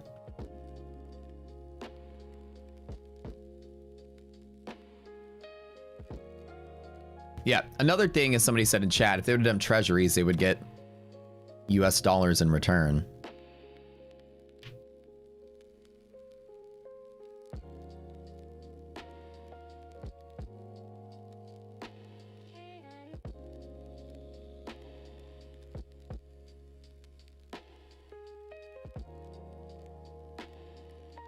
We've had that same sort of narrative with Japan for a very long time. China as well, right? There could be like a liquidity you know, sort of effect, I would say. But I would say directly, like in the short term, I don't think it is on itself is enough to cause a crisis in the stock market. We've had that same conversation about Japan and China holding so much US debt and you know, Japan having issues.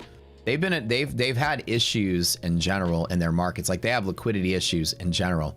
Their stock market's been in peril forever. And so the question becomes, in the shorter term, you know, our markets can be directly affected by, you know, by this in front of your face news with just tech selling. That's it. Like the market isn't selling off today because of this massive Japanese liquidity crisis. The market's literally selling off on baby Oracle news. People, like investors, are listening to that in your face news in this environment. Yeah.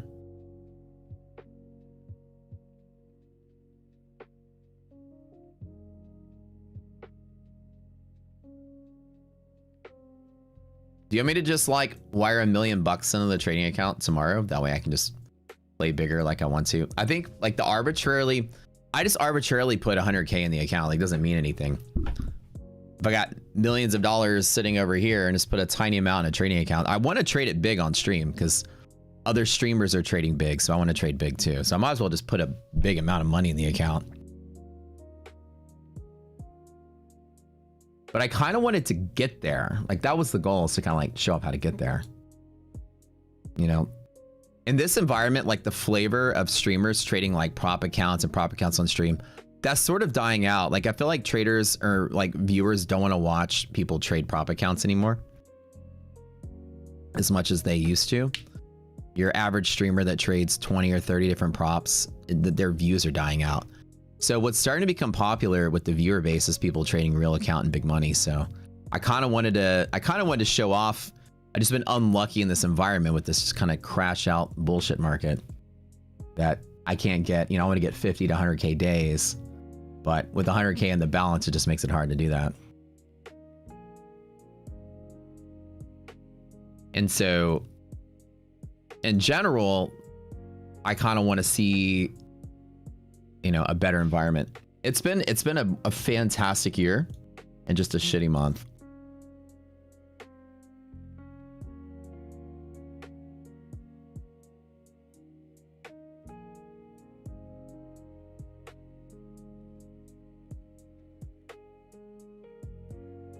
Are they blowing accounts? Oh, I'm not blowing any accounts at all. That's definitely for sure.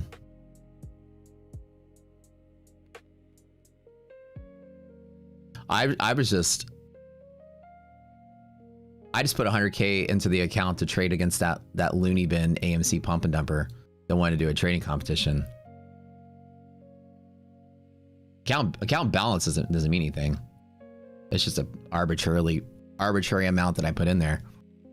I could put in there 10 times the amount, 50 times the amount, like whatever you guys. So I still want to trade on liquidity pocket because the ratio is still pretty decent. So my hope is that here's a place the market will hook. We are having end of the year liquidity issues in the market. I'd say the majority of this has everything to do with just the market year ended after kind of like a record run for many firms, and nobody's playing this market that heavily. And anything that happens is just spooking people.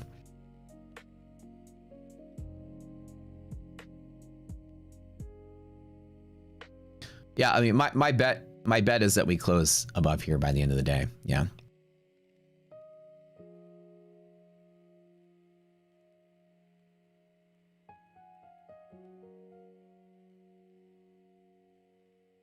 In this normal environment, I would be trading it slow, but I don't want to be a wuss. I want to trade it big and make some big plays. So that's my goal.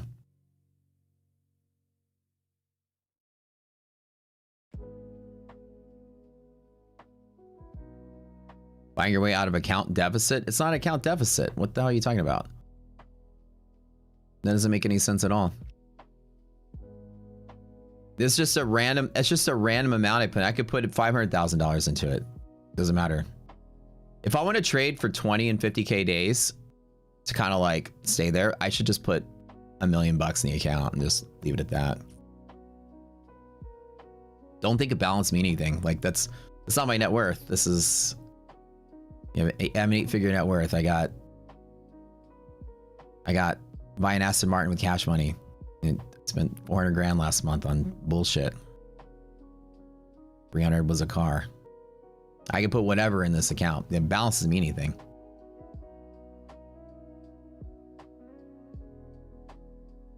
Do I have a strategy to trade markets like this? Yes, my strategy is to not trade markets like this. If I wasn't streaming, I wouldn't be trading. Period. I tell this every single day. My big account, my huge trading account, my AMP account, I've not traded for the last 2 weeks. I've not made a single trade in 2 weeks. Not one. Only on stream am I trading. That's it. Just to trade on stream. Just to draw some views. Just get people in here. I repeat. If you ask me what trade I should do, none of them. No trading. In this environment, I said I'm not trading until the beginning of the year. Which I'm not. In my options account, no touchy. My big futures account, no touchy.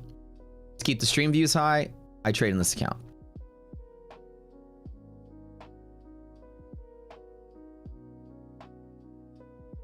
So when people are like, how much are you up? How much are you down?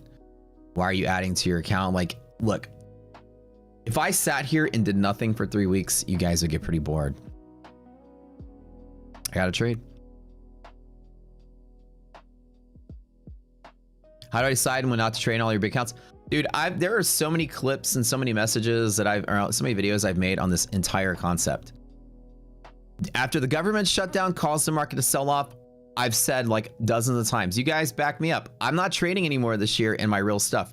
Matt, are you making options plays? No. Matt, are you trading? What's your big account? Nope. Nope. No. Only on stream am I trading. I've said it plenty of time. Not until January. I'm not touching this market. I said it. I've said it day in, day out, day in, day out.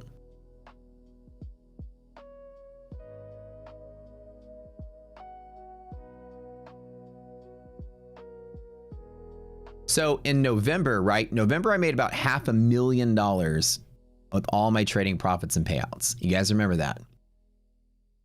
I put 150K into a tiny challenge account. That's it. Just to do something on stream. If I sat here and did nothing, my options account, hemorrhage 0. My big futures account, hemorrhage 0. No, I'm not touching it. You're not seeing me pick up my phone on the stream. Not making any trades whatsoever in those accounts.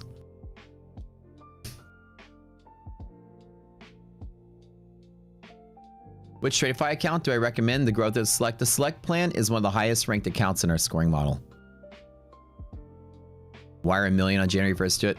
The only reason I don't do that is because I kind of want to do a legendary thing of like, let me turn 100K into $1 million very quickly.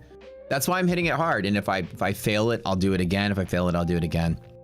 That's kind of what I wanted to do. Obviously, this is the wrong time to do it. So in January 1st, or at the beginning of next year, hopefully, when the market kind of like solidifies itself and not being crazy anymore, then that'd be a more viable like atmosphere to do that challenge in.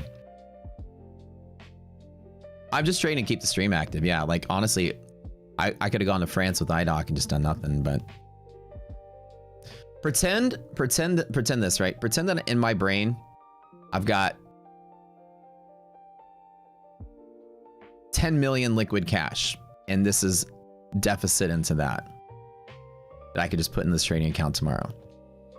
And so this is a balance that, or a fraction of a big potential balance. Even if I lose 100K, I'll wake up the next day, it'll be 100K in the account, or 200K or 500K, whatever, it doesn't matter. My goal here is to trade the pivots I have, and if they fail, then they're gonna fail. Like, I know you guys are used to watching me win a lot, and then every once in a while, if I go on a losing streak, it's just part of it. I can do a legendary move and turn 1 million and 10 million very quickly. Yeah, but the one thing is, and I teach you guys this all the time,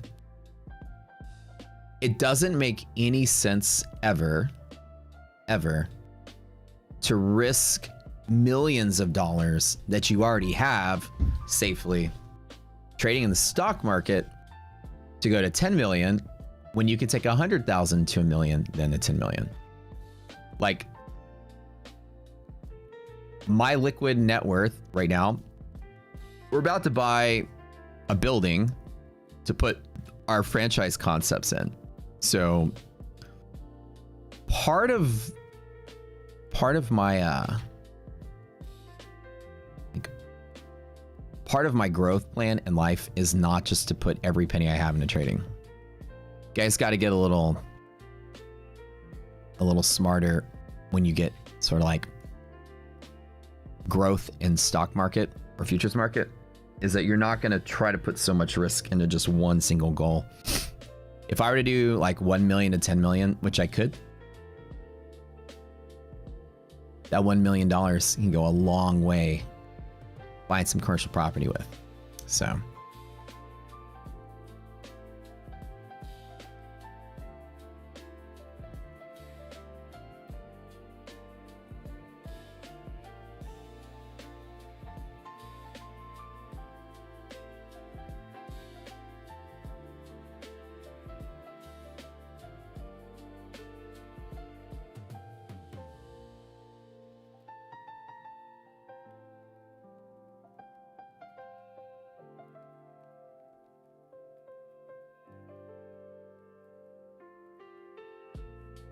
I know 40K is a lot to you guys, or just whoever said that.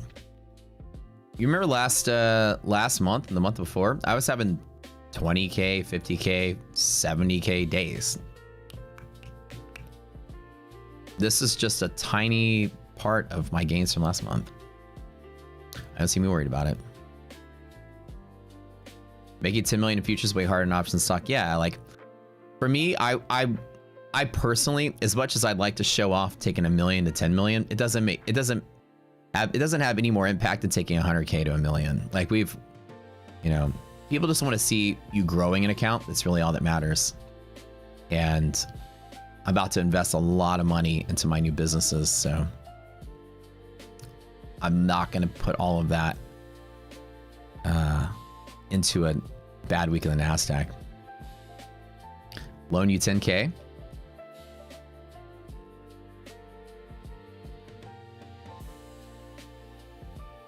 I make so much money from the ones that watch my stream and use my code.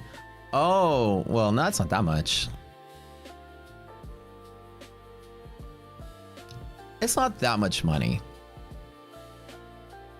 Y'all think it's a lot more. It's not as lucrative as y'all think it is.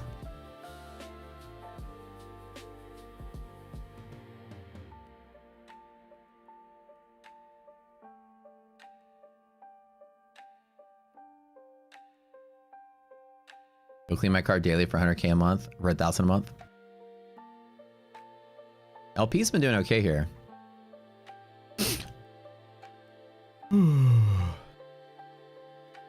So I've been hanging on to the same area.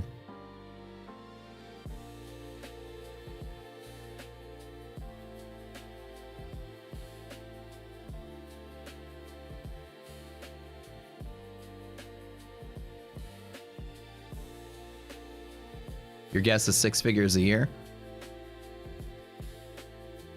For prop account? No, it's 6 figures a month. It's I mean, that's about what it is. But that's still not a lot of money. I mean, you know, with you add up everything I do, it's a lot. I mean, shit, Rocket Scooter alone, Rocket Place, my programming business, everything. We're making millions of dollars a month, dude. Affiliate stuff is a tiny fraction of that.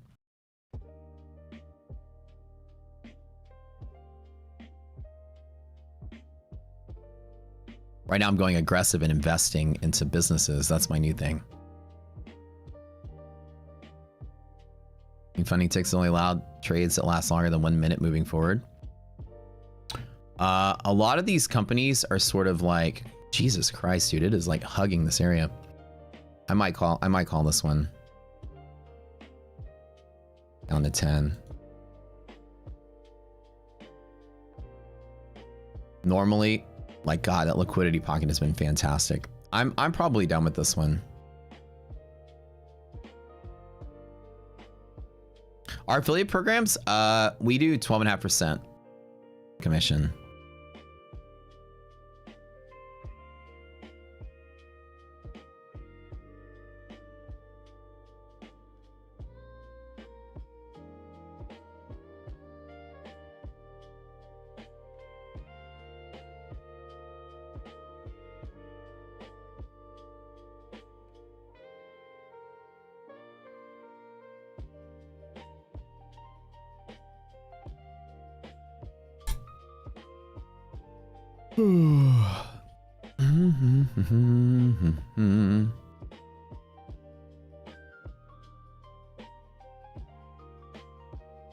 There's some really funny trolls in chat today. I think the fact that I made $500,000 last month, and then I have like what 340K days that I'm down. This like people are. I don't think people understand how to do math. That's the part that really gets me laughing.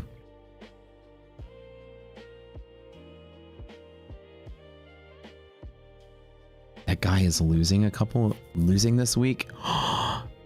No way. I can't just.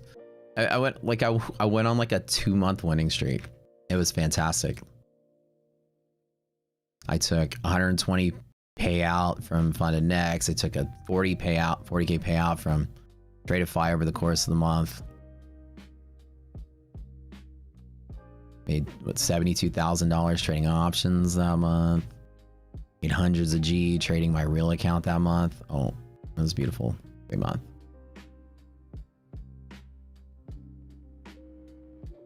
Do I accept super chats? Yeah, we do.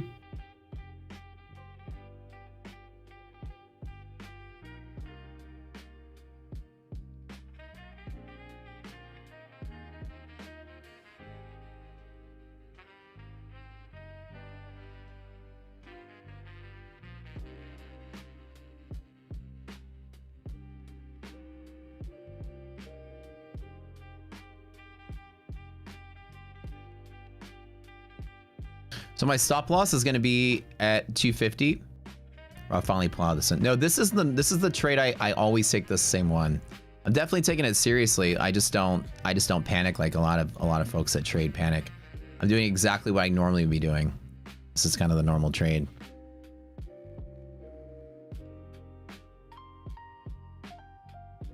So in the environment where tech is just being hammered out the door, you're not going to have a solid rational market when people are just dumping in a panic. Like, you guys have to learn something from me.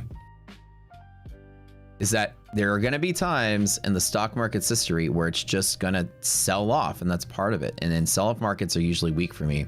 So if I wasn't, like, in general, I am taking it seriously. I'm not trading my real accounts. I'm not trading anything on my options accounts. My AMP account, nothing. I'm not touching this market. I haven't touched it in over 2 weeks. So when you get this sort of thing, the only reason I'm even trading is because I'm streaming. So that's it. If I wasn't a streamer, I would not be touching this market. I'd be in freaking France right now, partying my ass off and skiing. Bye, dog. So my call, I know a bunch of people are like, let me just watch this guy and I get free handouts or call outs or whatever. So let me tell you, my call out is don't trade this environment until the new year. That's it. So I'm going to call that one.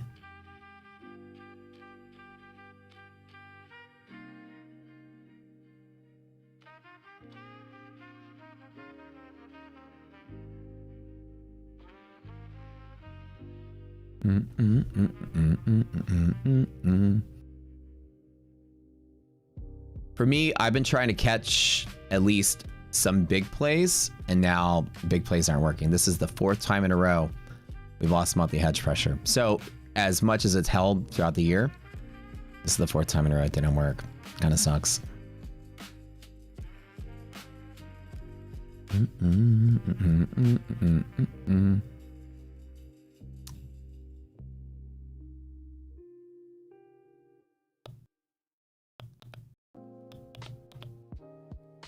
See here real quick.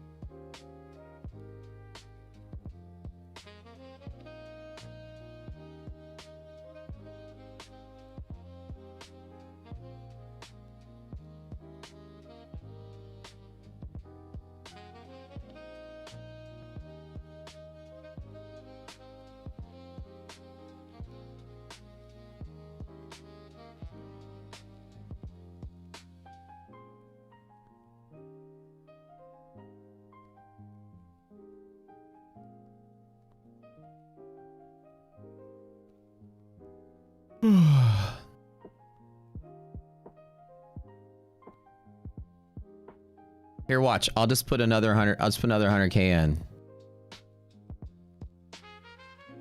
Easy as that, and I'll just trade small. That way, you guys don't have to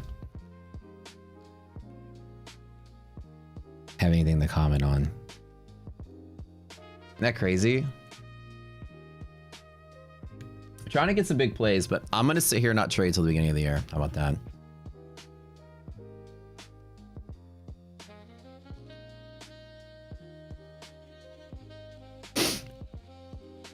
I've given back like a third of my gains from November. It's not that big of a deal.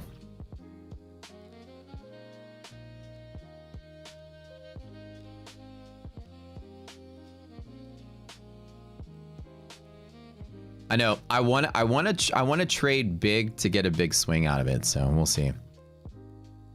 We'll see.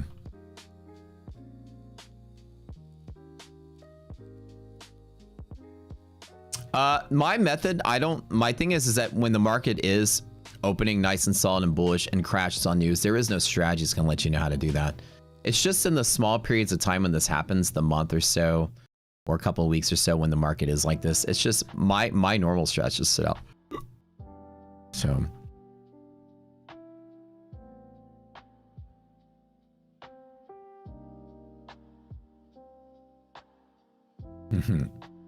What's Callus? Today we have a news event on some tech spending.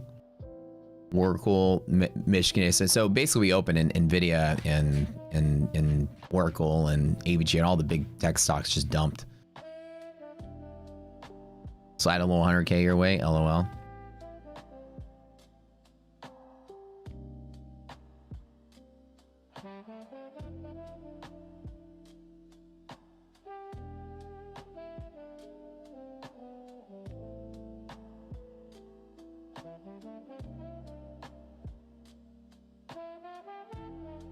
Did you hold the dollar? LOL.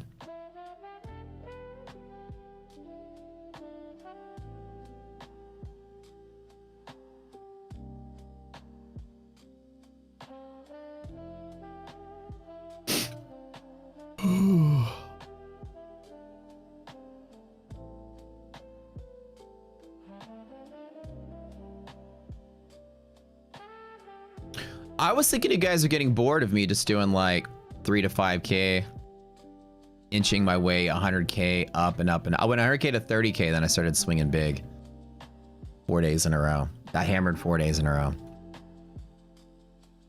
Fine, you want me to just trade small, keep it light?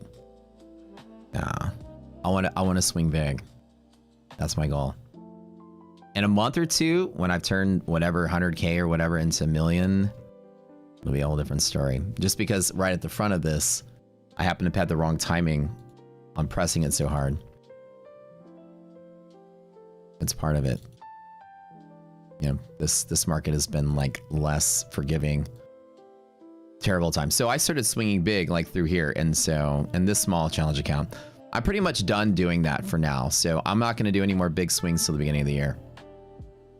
So I'm going to let this market just be stupid for now.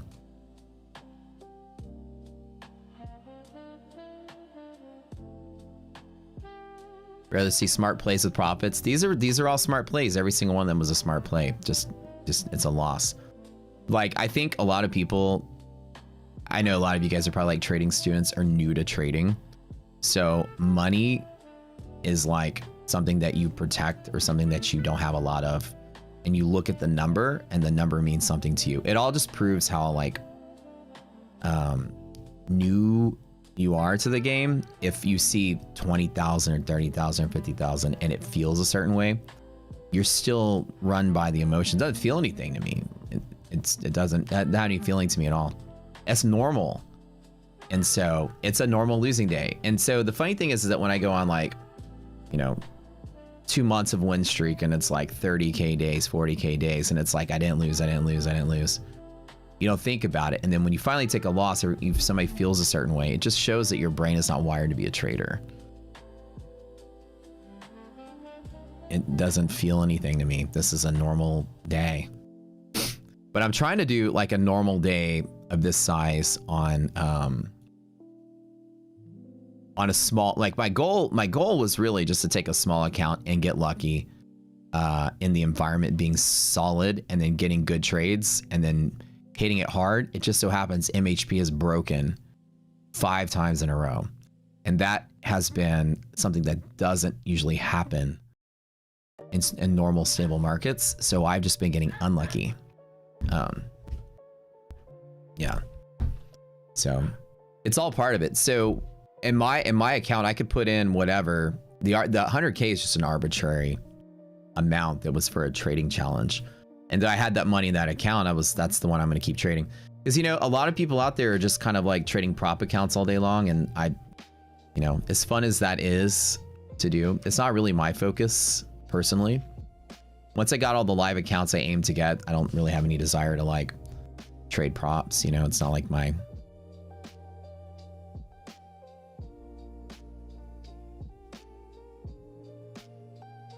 There, I said it, get lucky. I didn't say get lucky. I said I'm unlucky.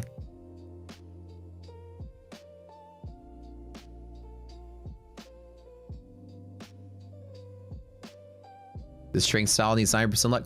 I don't know, man. This trading style has been very successful for tens of thousands and hundreds of thousands of boot campers and people that have been through here. Dude, I've had 4 losing days. It's so funny. 4 losing days. It's just one or 2 trolls, dude. Same person.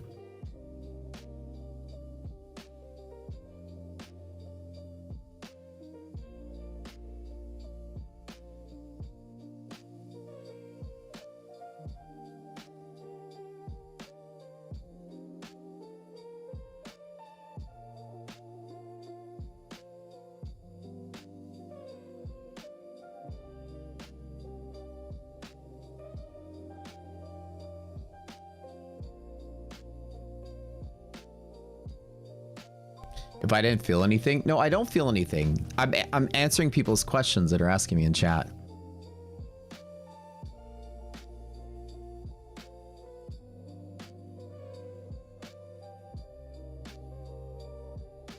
So when you make a trade and you choose to take a certain amount of risk, you accept the risk ahead of time. I'm taking 30, 50K hits to turn 100K into $1 million. That's the goal, to push it harder, right?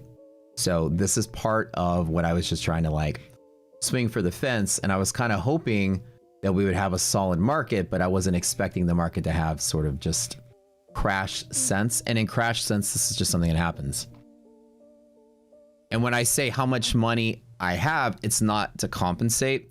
It's because somebody goes, oh my God, 40K loss, 50K loss. And I go, don't freak out. Like, I'm not freaking out.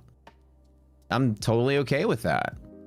I can make $500,000 last month and take 50K loss today. It's not a big deal.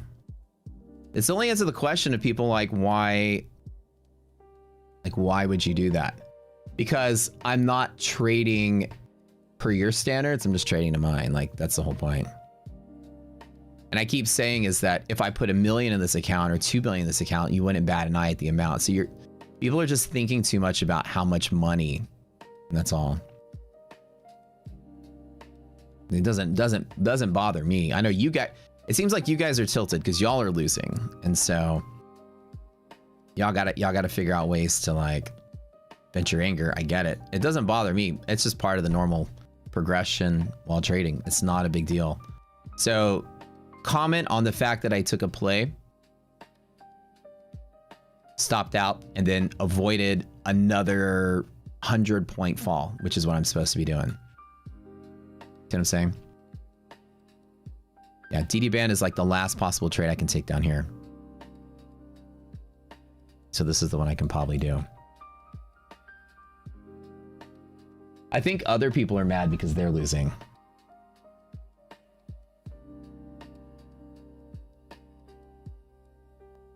So an example is if somebody has $1,000 to their name and they see me lose $1,000, they would say, "How? That's a lot of money, Matt." I mean, when I say it's not a lot of money to me, you're here to watch me. So what matters is what I set for myself standard-wise. You guys have to set your own standards for your own self. If I choose to lose $1,000, $20,000, $1,000,000, doesn't matter. Whatever is meaningful to you as a trader, that's what you set for yourself. Whatever is meaningful for me, that's what I set for myself. So I keep explaining the same thing to the same people that are sticker shock on amount of money. It doesn't matter what you put into the account. So Eaton, I'm not doing a challenge, any official challenge. 100K to $1 million is not some official challenge I'm doing. That I'm not doing any specific challenge. I said this every single day. I'm just trading. That's it. I'm just keeping a small balance in the account and just trading. You guys are like, I'd love to see you take it to $1 million. That's just something said in passing. So there is no official challenge going on right now. So I'm not doing, so everyone, are we all clear? Everyone in chat, can y'all type that to make sure you understand? No, I'm not doing any challenge right now. I'm just trading. I'm not doing any kind of official, this was a challenge I was doing, but I'm no longer doing it. I was doing a random challenge account that I had the 100K, was gonna try to take it. Somebody said, take it to $1 million. I'm like, sure, why not? But I didn't announce on my Twitter. I didn't announce on my stream. I didn't announce on my Discord. There's no like, hey guys, join the $1 million challenge. Not a single tweet about it. It's just a goal. It's just a goal, right? There's no rules. Remember when we did the random challenge, there was rules. There was like, these are the parameters. This is the risk I'm taking. There was like rules. Nothing. And this is just arbitrarily, I said, okay, normally what I would do is take 100,000. If I take 100,000, normally when I double account, I'll take the money out. The only thing I said was I'll leave it in to $1 million. That's the only thing I said I would do. So the goal would be to just keep going with a bigger balance. So the goal would be leave in any money, but I'm not purposefully trying to do any kind of specific thing other than just leaving more money in than normal. And normally in my trading, if I double my account size, I take whatever's out. So normally if 100K, I would get the 200, take 100 out, get the 200, take 100 out. Right now, it's just an arbitrary amount of money that I'm just going to trade an arbitrary amount. That's it. No challenge, no anything. Yeah. Make sure we're on the same page here.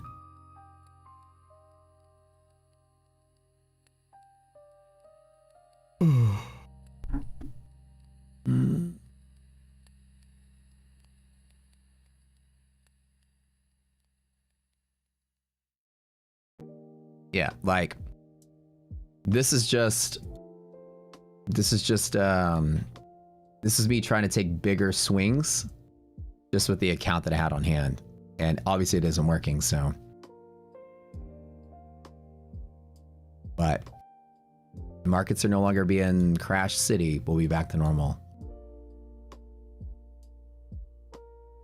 Yeah, and I mean, you see stupid math in chat like 40% loss. It's not 40% loss. There's no percent anything. I could put any amount in the account. I want to have 100K days, so I'm going to take 30, 50K down. It's part of the push.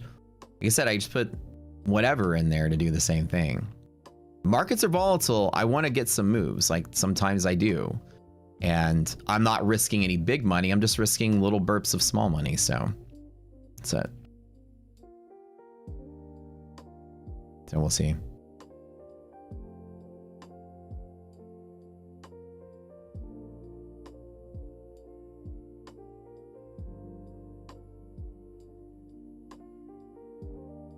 All right, try one more time here. Lower DD band play. We're losing MHP on S&P, so be very careful here. 10 points under. Actually, let me see where the largest. So on this one, I'll allow a 68. 15 points. 68.07 is a stop. I'll hit it one more time. Right here. DD band play, last one.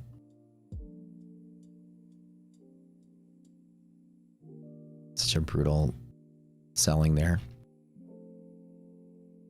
I put a 5 spot right here, and if we get the reclaim, I'll add 5 more to it and take one final trade here. Hit it with 25. That'd be a lot.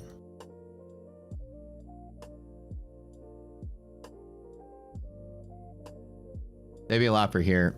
I'd have to put some more money in the account.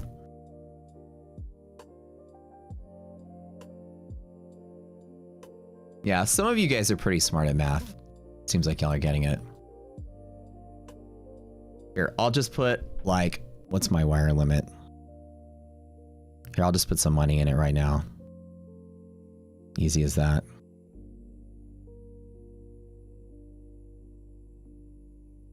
Okay. 75,000, or I gotta call the bank. Okay, hold on. All right, there's another 75. Easy as that. Okay, hold on.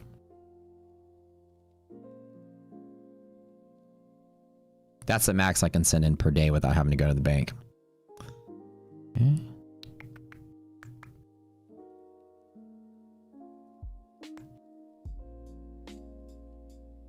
Okay, text. The number.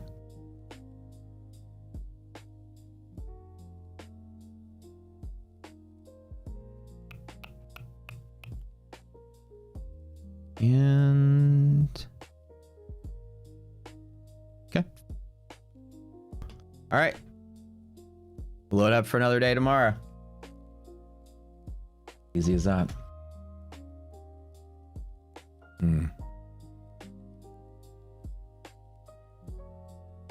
Yeah.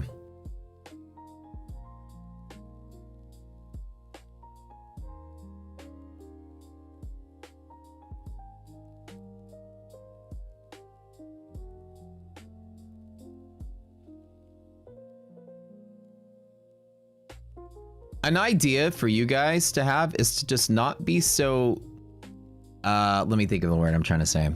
Don't be so married to my performance as a requirement to your own. This is why most people get frustrated, because you'll watch a stranger on the stream and then you try to copy what they do and you get your ass handed to you and then you got something to say about it.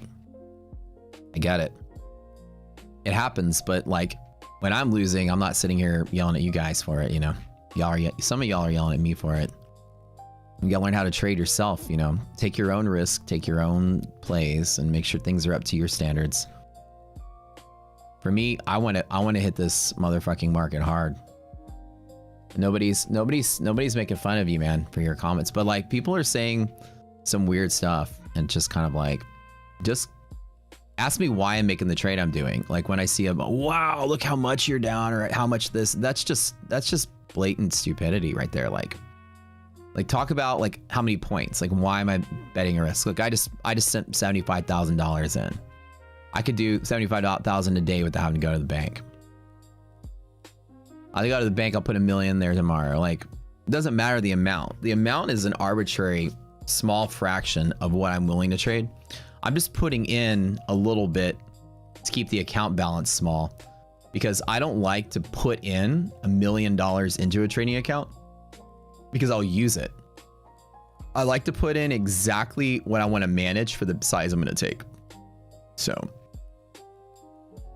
that's it. Yeah.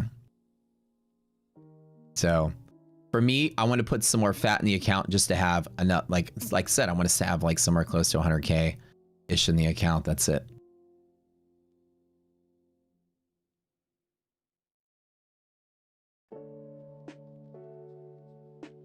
For quick transfers, Ninja usually gets it in by the same day. Anyways. So I guess so that a lot of people aren't uncomfortable, since seeming like there's a lot of feelings you guys are having. I don't feel anything right now. So here's what I'm going to do, right? Because my goal was to have 100K balance and just trade it like normal. And I was like, let's just trade it to 130. Then I'll look over on YouTube and I see other people like Brian and Rips and all my friends out there. Nobody's trading props anymore because the prop thing is sort of like, you know, saturated. Everybody's trading their real accounts. And I'm like, oh, I'll trade my real account too. But instead of trading my my big account, I said, let me take this account and just start swinging hard with it and try to grow it to the million-ish level, but keep the money in there instead of putting the money in there. It just so happens I picked the wrong time in the market to do that. So I got smashed up, 4 days in a row, and it's part of it. But with the big swings I'm taking, it's not something you would normally take on an account size that small. It's something you wouldn't normally do, right? If that's all the money you have. But for me, I take like, I'm not saying as like, people are like, stop bragging about how rich you are. I'm not doing that at all. Like, I'm trying to teach you the math. So shut the fuck up, please. I love you. But I'm taking something that's this size and putting something that's this size of it into here so that I only put in little bits at a time. That way I don't get caught off guard, emotionally caught off guard, and lose the whole thing. Like, I'm doing the smart thing in this environment, just trying to have some fun, maybe catching some big swings on it. So you understand, right? Like, I have something that's big and I'm just putting in little bits just to keep it going in a crash environment. And so that makes sense, right? Hopefully it makes sense, right? It's not bragging, that's telling you the math of what I'm doing. So I want to keep the balance close to like 100K and then try to turn it into a growth from there. That's it.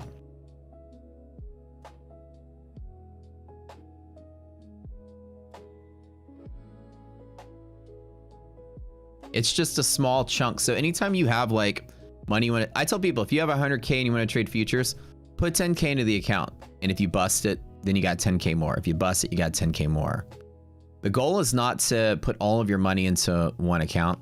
So that's the reason I'm doing it like this. In a crash environment, it's going to be like that. There are going to be some downstrides. It just so happens, it just happened the moment I actually swung hard at this. Not a big deal. But the reason I have to say anything is because somebody yesterday literally wrote, "That's unfair." Somebody wrote, "That's unfair" in chat, and then I realized that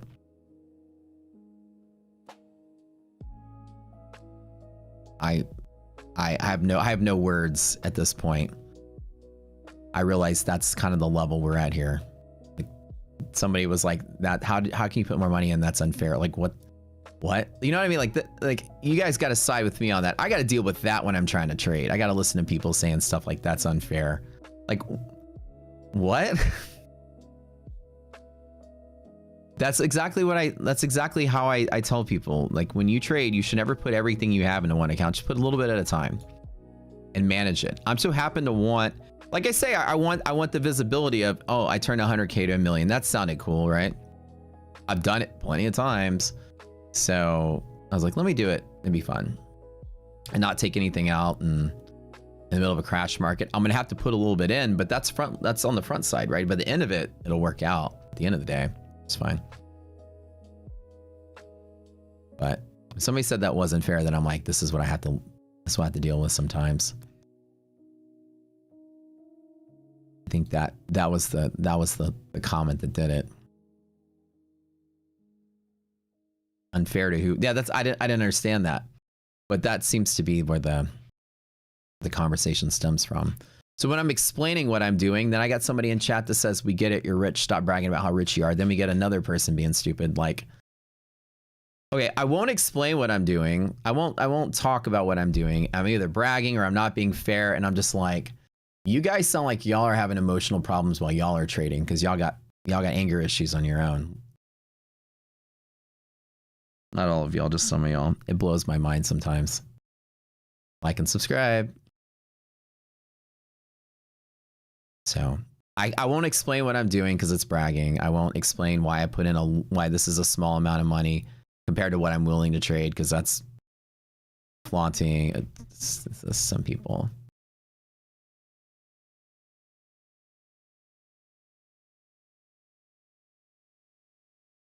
Kind of common sense.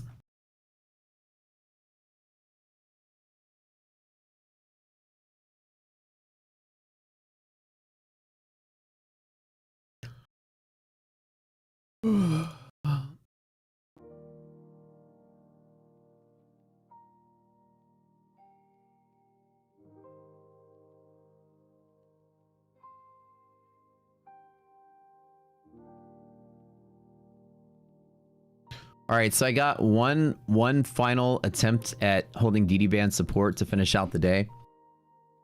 Let's see if I can get any kind of bounce off of that. We had essentially MHP play, liquidity pocket play, and each one of them has failed to do any kind of move up. So my first play was there, my second play was there, my third play is now here.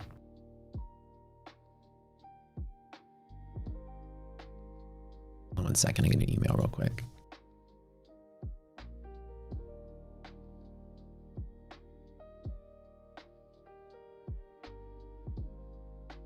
Yeah, my comments are, I'm only losing a fraction of what I'm intending to trade with. So it's not a big deal to me, and so I want you guys to know that I'm completely within the range of what I want to be doing. I'm not at all feeling anything. To make a quick run on this, I'm gonna have to take some risk. Okay.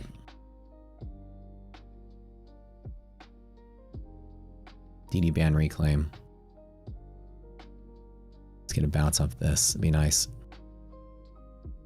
Oh, hold on.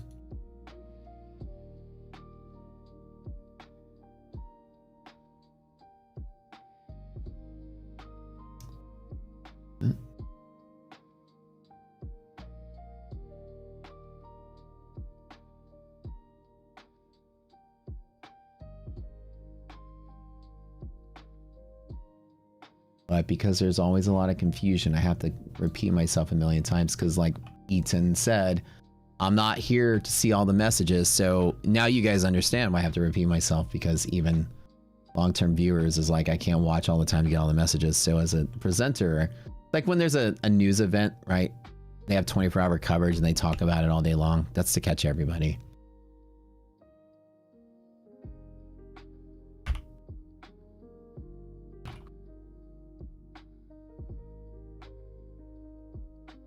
Just part of it. So I'm like, you know, don't get so emotional. I know when markets are crashing out, it's hard for a lot of people.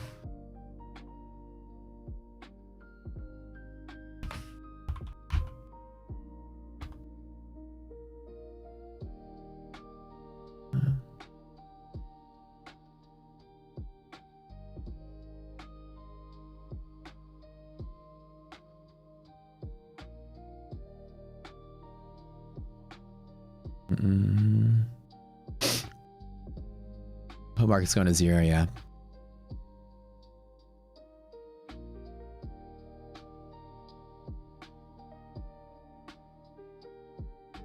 The ratio is a 0.7 right now.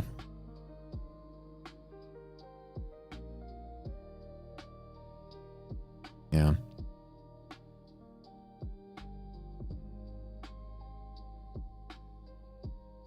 So we have a 92%er right here, 92. 8% on the downside. So this is a really strong pivot. I'm trying to take an attempt on this one as well. The play from here would be bull zone. I mean, honestly, this play is all the way back to yellow if I can get it.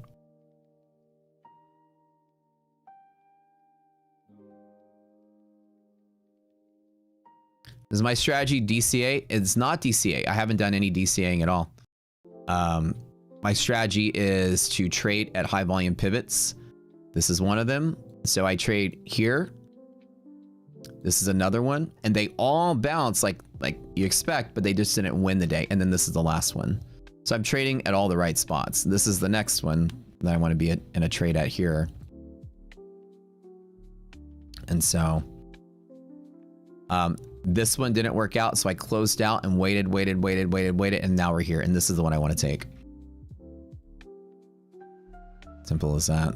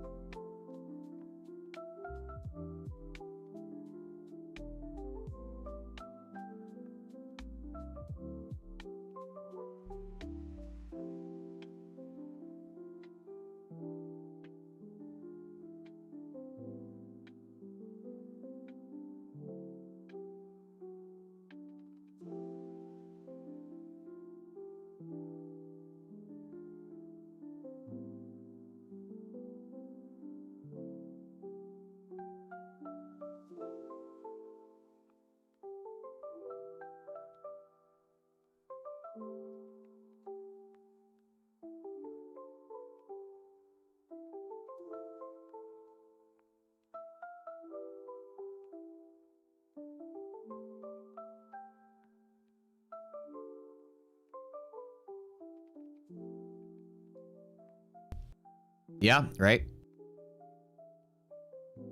Need to win the giveaway because you blew your account today. Dude, today was tough. That opening news that dropped the market was just not what I expected. I'm kind of liking this. I'm liking the CD band play though. Let's play it.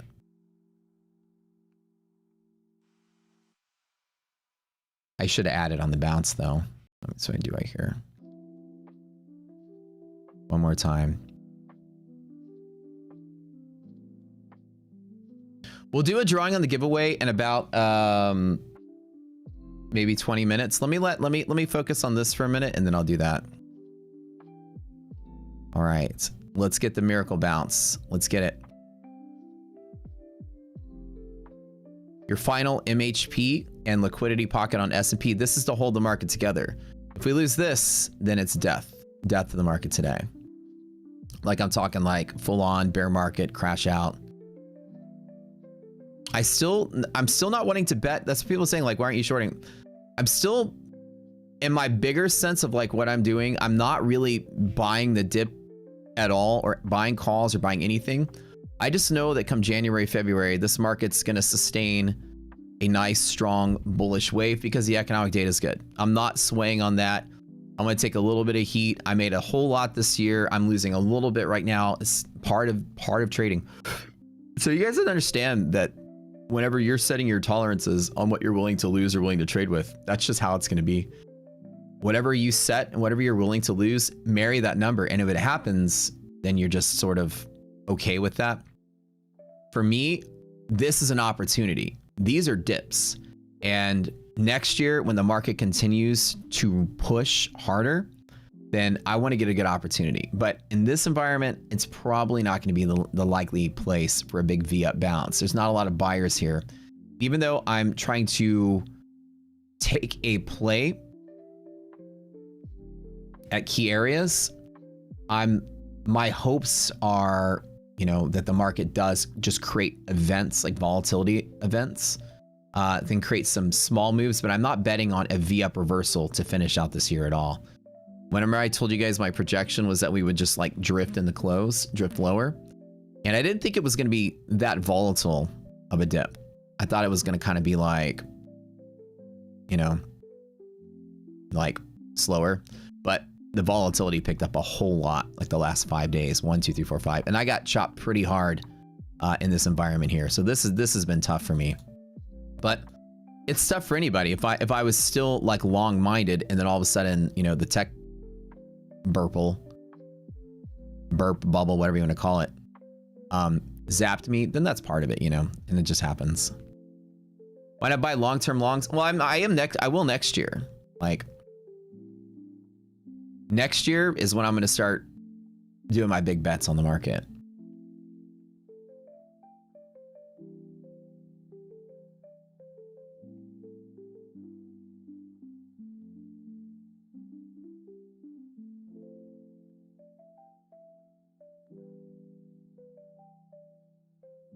Apple looking at MHP short. Okay, so I'm gonna take one more play.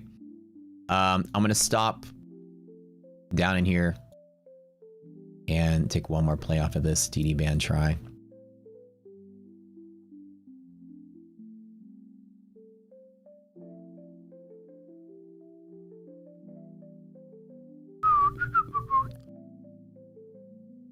So next year, like typically what happens at the end of the year is that if you've been performing very well, like you run a fund or you're managing money, performing very well, at the end of the year, when we went to the government shutdown, we saw just the volume just die up. And people just started selling stuff and markets were like extremely sensitive to like news related to tech, and tech just started like imploding.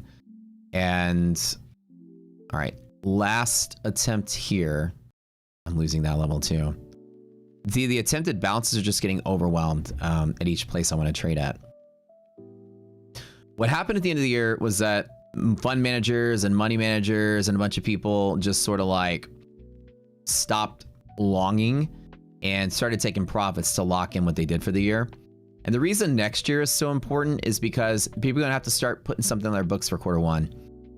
You know, you can't just say I had the best 2025 ever, you know, and then all of a sudden 2025 is a, you know, great year. And then in 2026, you're gonna have to jump in and start investing again, or, you know, returning to the market, which is what I'm expecting to see, like a return of traders. Yeah.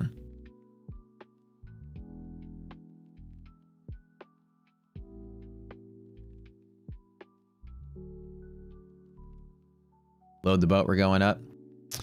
Hope so.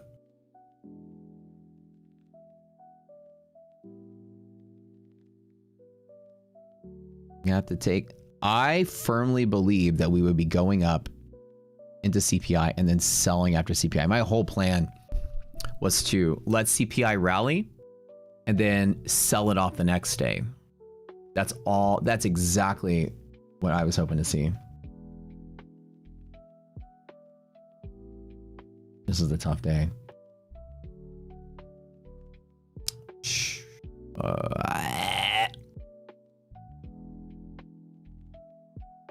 right. You start trimming that out again. I'm out. The reclaim.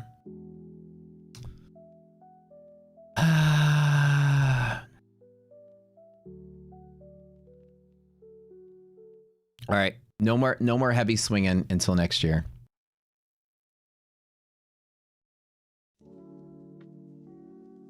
I've given back a third of my gains from November, which kind of sucks. But this market is pretty toast.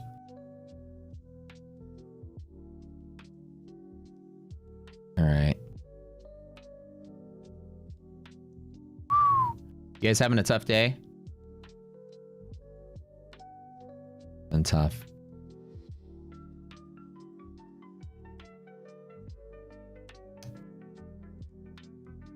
New day tomorrow, yeah. Printing, yeah. Live Kitchenomics meeting.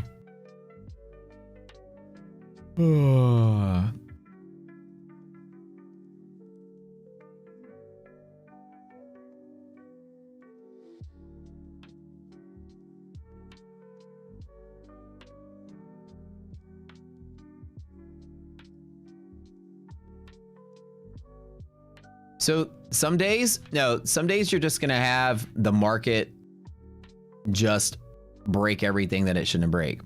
You can see, look, you can see each of the pivots, right? Look here.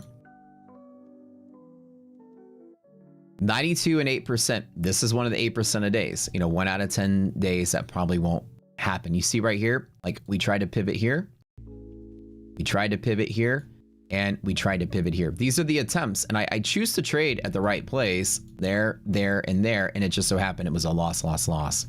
And in days like that, it's gonna happen. And so, as you guys have watched long enough, millions and millions and millions of trades over time, you're gonna have a lot of them just not pay. The news on this day was so bad that I underestimated it, and so I just got it wrong, and that's part of it. You're gonna get it wrong, but this opening dump in some of these major tech stocks was just like a nightmare. Like, it was pretty swift.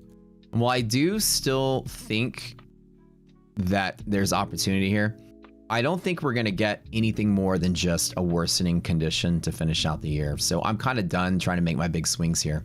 I'll make one more attempt on the DD reclaim, and then I'll be done. Yeah. It's only one company. I know, right? But the thing is there are no people to buffer any of the selling. It becomes essentially the trend right now for people to just panic dump everything because they're trying to lock in profits for the year.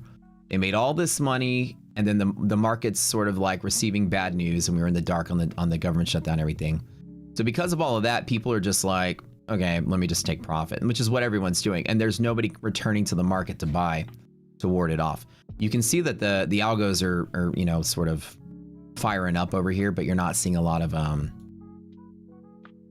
of success here. Like MHP was trying to bounce. This was the perfect trade to take. And then it didn't work. And then this was the perfect trade to take. And then while it bounced in there for a while, then it also didn't work. In reality, and normally, just be trading small. Like, you lose MHP, trade small. Trade small. And I'm just not trading small. That's the major difference. I could have taken a 10 or 20K loss. I still wanted to make my big swings. I still believe that we were rallying in the CPI, and I still could be right. But now we're outside of the bands. Very irrational here.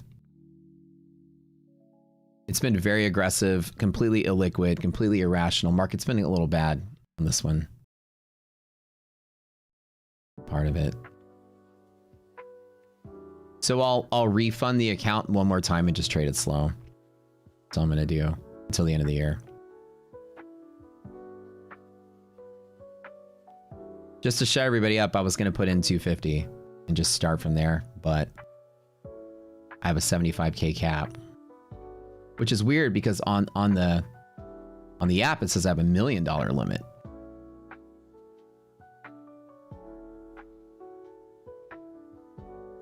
But it doesn't let me send. I'll let me send it.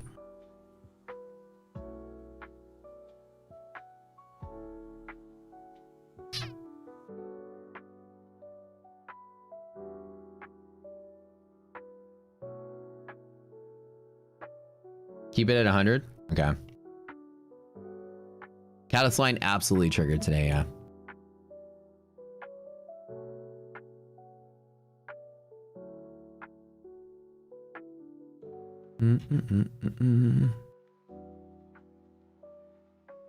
Just keep hitting for the fence? Oh yeah, 100%.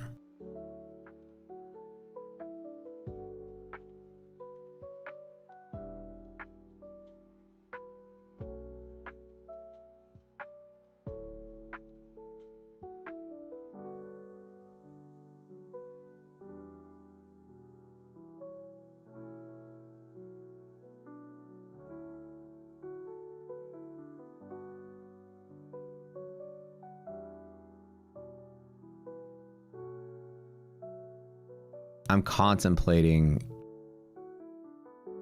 I need a green day so I can buy some puts. I'm actually contemplating buying puts through January so I can continue along the market and buy dips, which is normally what I would be doing, but now I'm finally convinced this market's coming down. So I need to put some hedges on.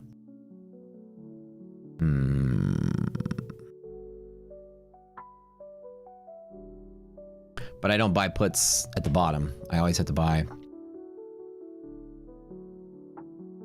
whatever they're green. I'm gonna play video games for like the rest of the year. Exactly. Well, this is the worst losing streak I've had this year. This has been pretty hard. Market's so hard to trade.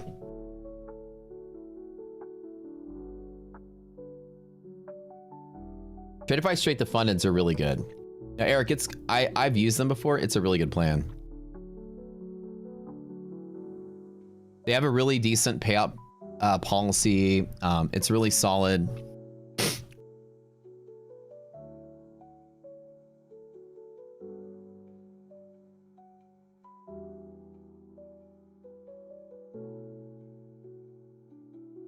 Well, I was just so convinced today that we would V up, so that was my mistake. I'm still hitting it hard instead of trading it soft.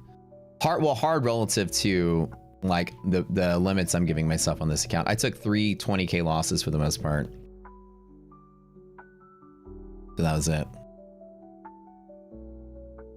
On MHP, normally the rule is trade small, and I just chose not to trade small. I was so convinced that this was a short-term issue. And that's just me getting the trade wrong. So I still wanted to trade it bigger. Do I see this being the bottom? If there is a bottom, it's from here. Like essentially, if we're here, then there is a bottom off of that. Yeah. But nothing underneath this.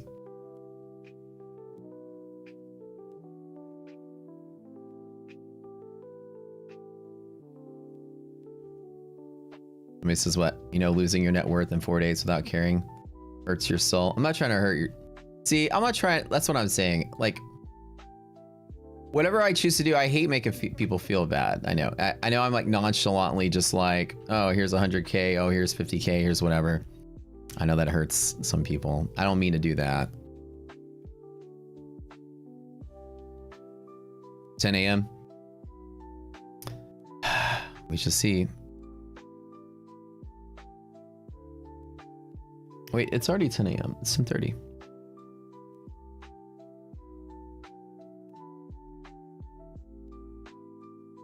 One more time. One sesh closes in 10 minutes.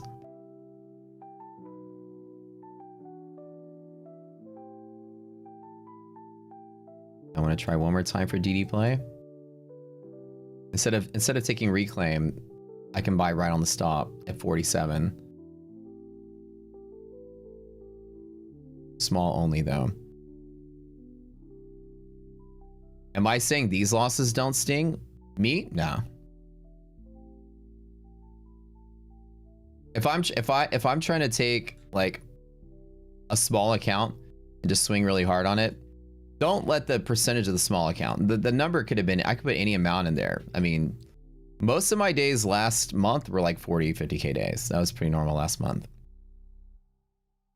That's how much it was per day. I get that deep again. Okay. I'm going to take it no more than 5. Okay. Last attempt on this is to bet on the DD band reclaim. I'm in a little early just to bet that we get above here, and I'll leave it like that. And then if we get the V, then we get the V. We'll see how that works. I'm gonna bounce off the fan, yeah.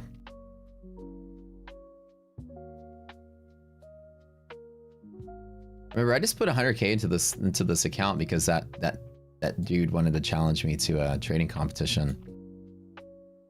I could have put anything in here, but like when markets are volatile, I don't want to miss out. Like when the markets are dying and we're dipping and we're selling off, it's opportunities. Like I don't want to miss out on big good swings. The day that it reverses, if it ever does, I never want to miss out on it. I'm going to take some heat on the way down and then make it all up at the end of the day. So by the end of like January, February, you're going to come back. It's going to be a completely different story. But at the start of it, making attempts inside of this environment is going to have some losses up front.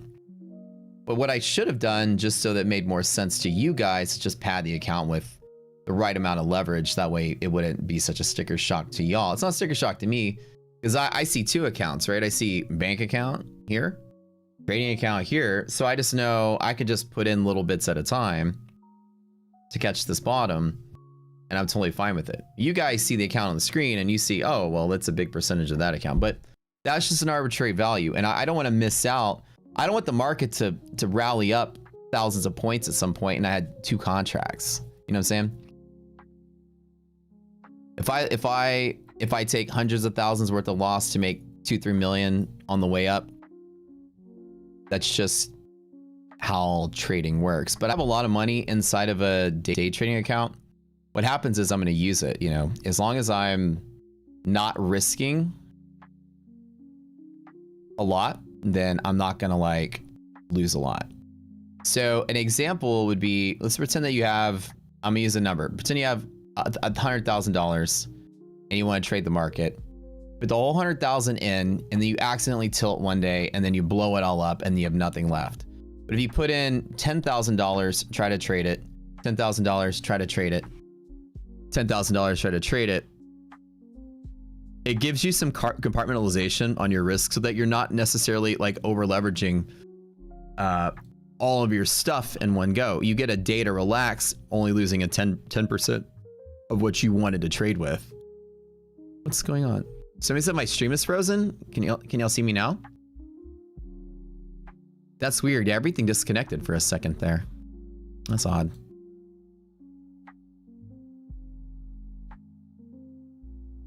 I'm doing the, I got a little top step going on over here. Was it frozen for like a second?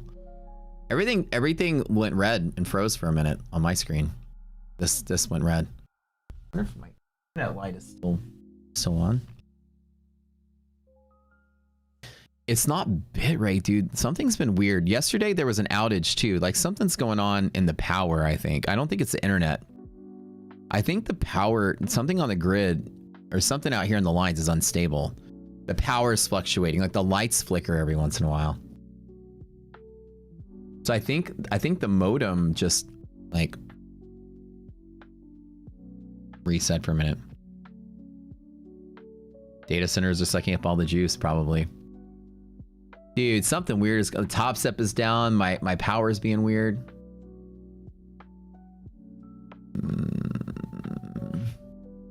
Stock market crash today. Big time crash or medium time recovery? What's the answer?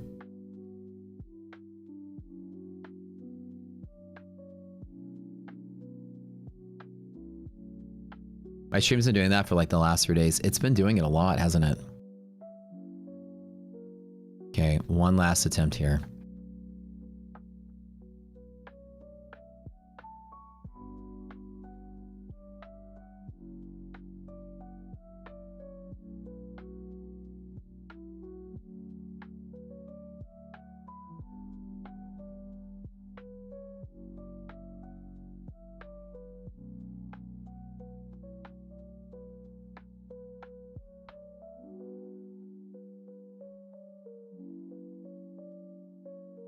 Log into this really quick.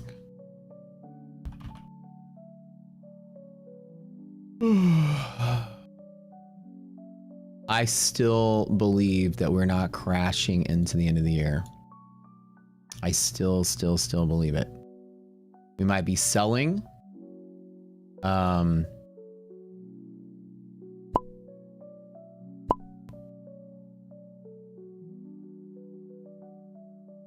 But not crashing.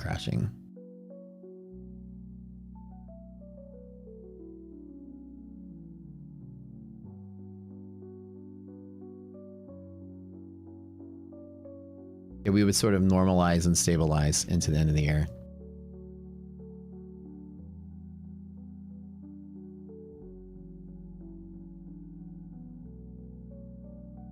What?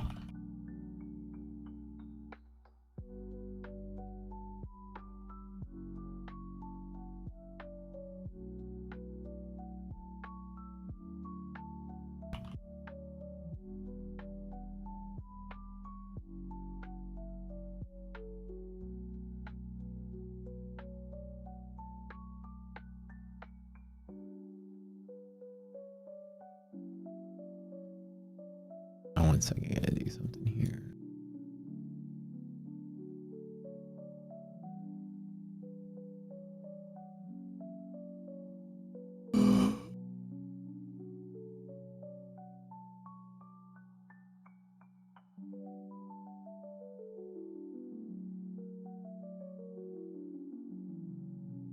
Right, give me 1 second, you guys. I gotta take a screenshot of something here.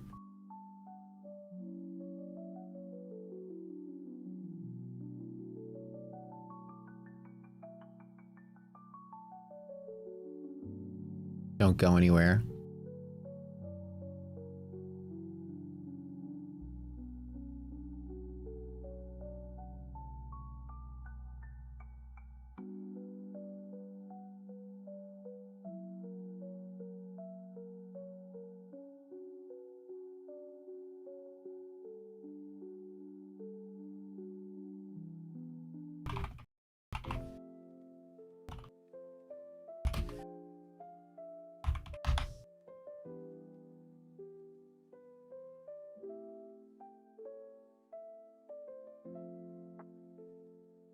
All right.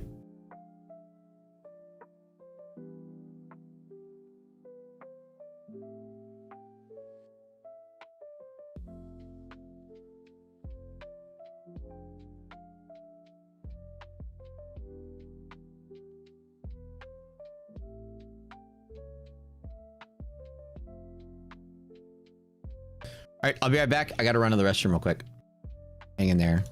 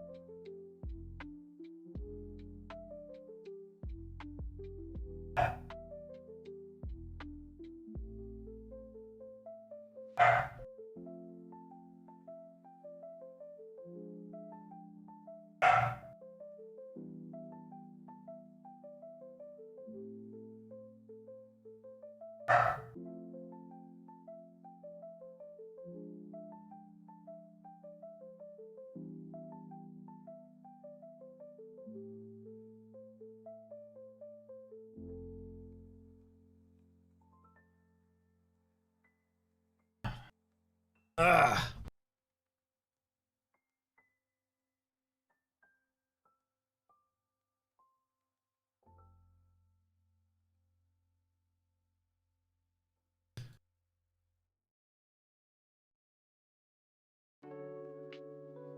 Okay, so to finish out the rest of the morning, my last attempt was to bet on the band pocket cluster here and then see if we get anything. But dude, this crash, when markets are crashing out, when you have like essentially like catalytic sort of move, traditionally, you know, we would teach you guys to sit out down here, not be doing anything. I'm still trying to trade a bigger bounce.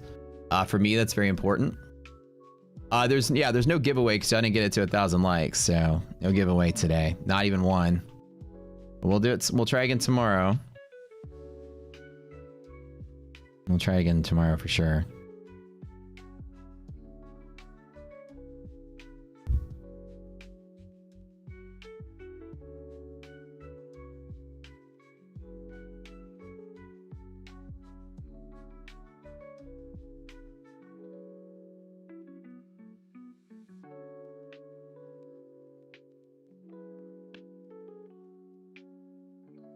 Biggest risk is probably labor market. Gotta see how it plays out in the coming months. I think that's like the biggest risk of all of it. Yeah.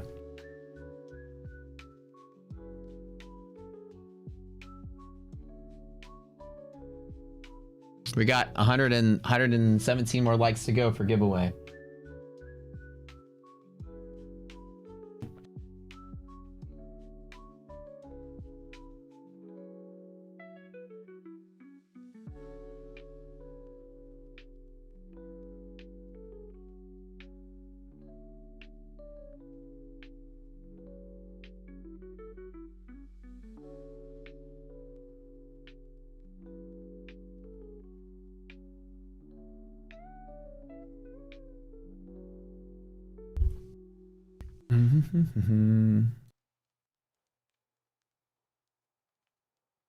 I still, like I said, I still feel it. Like, I still feel like this is a moment away from being all right.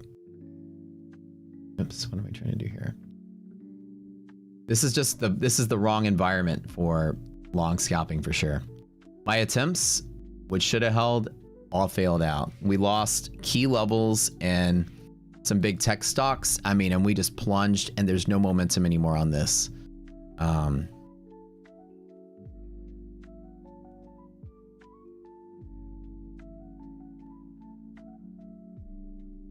This was just crazy. I didn't expect that to happen, so that was like the last sort of. And then LP is my last little play here. I firmly believe that whatever happens now inside of here, that's where we'll probably end up. That we're not going to close like long and strong in a CPI like this, or short and strong. Like whatever happens down in here, that we ultimately recover by the end of the day, and then we're here.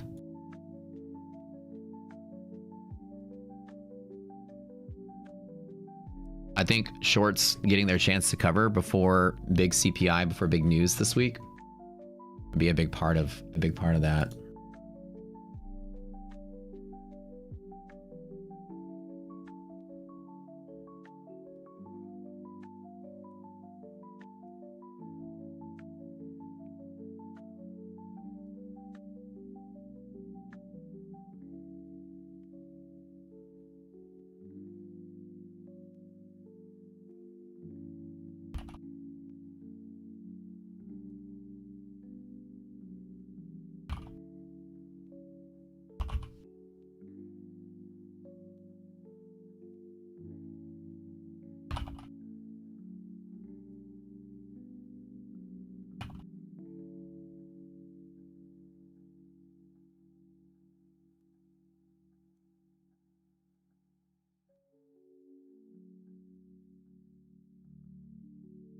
So I'm giving myself about 80 points a stop on this one.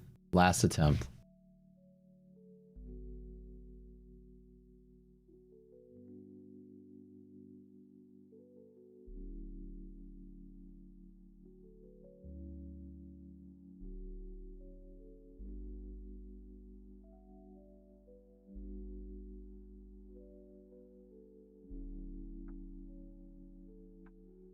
$88 more likes, you guys.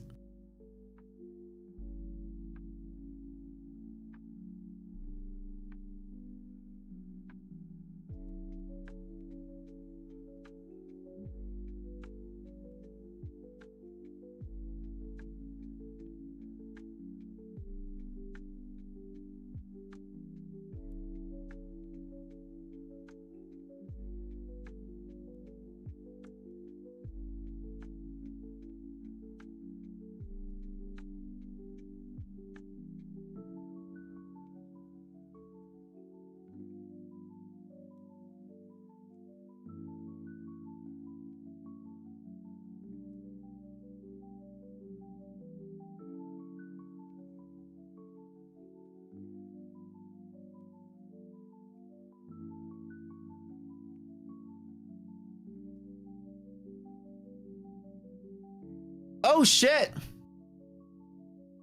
There's Look at that. Christmas came early. Now I got some. Look at this. Magic snap of the fingers. Now the account balance is at $110,000 again. And look how good I am at trading.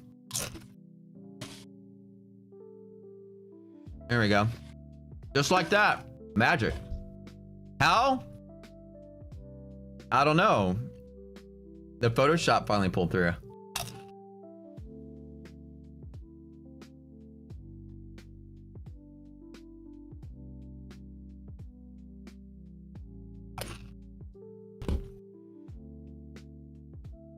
Somebody says not a good look, Matt. Not good. I don't understand. What do you mean by that? Is that you're saying it's unfair? I'll make sure that that comment like that, I hid your name on channel so that you can never type in chat again. Therefore, you can never be part of the giveaways. If it's unfair that I send money to myself, I'm go ahead and spare you a lot of time. It's not, guys, like, I don't care what anybody thinks. Like, I'm just doing what I'm gonna do. Not fair, not a good look. I wanna make a big play. I need to put some money in there. I even said I was doing it. It's like the gift from ICT.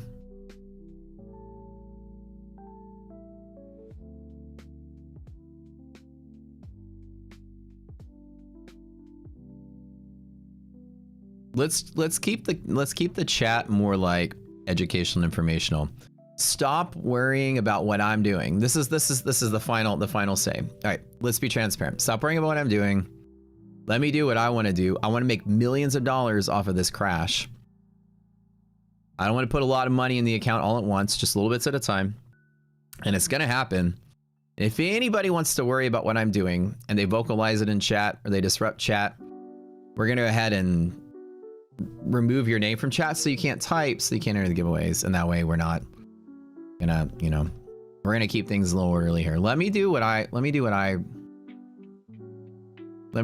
to do. It's a real account. I'm not gonna remove you, Midnight. You're cool, bud. I'm just saying, just don't.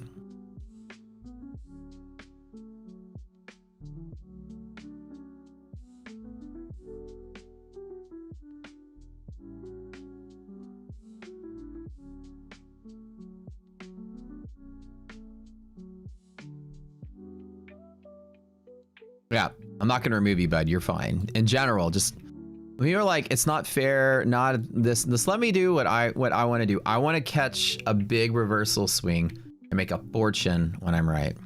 I'm able to do instant transfer. Oh, just a wire. I have the premium service with my bank. You know, the bank always has the premium service. So I get essentially like I can wire up to $1 million if I go into the bank, or that's the limit per day. Wires are quick. It deposited like super quick.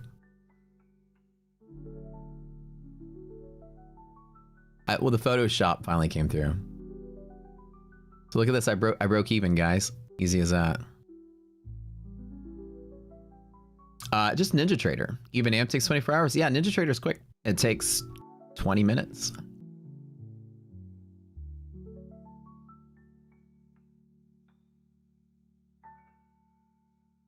Twenty, 30 minutes.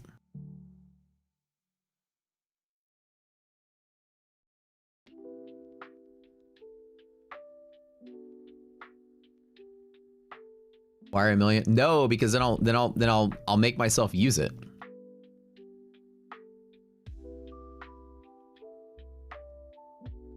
Yeah, they work quick when they're taking your money. Yeah, that's exactly how it works. You want to learn risk management? Not seeing you lose that much in a day is difficult. No, it's not. Stop thinking about the amount. I have to. How many times do I have to keep repeating myself?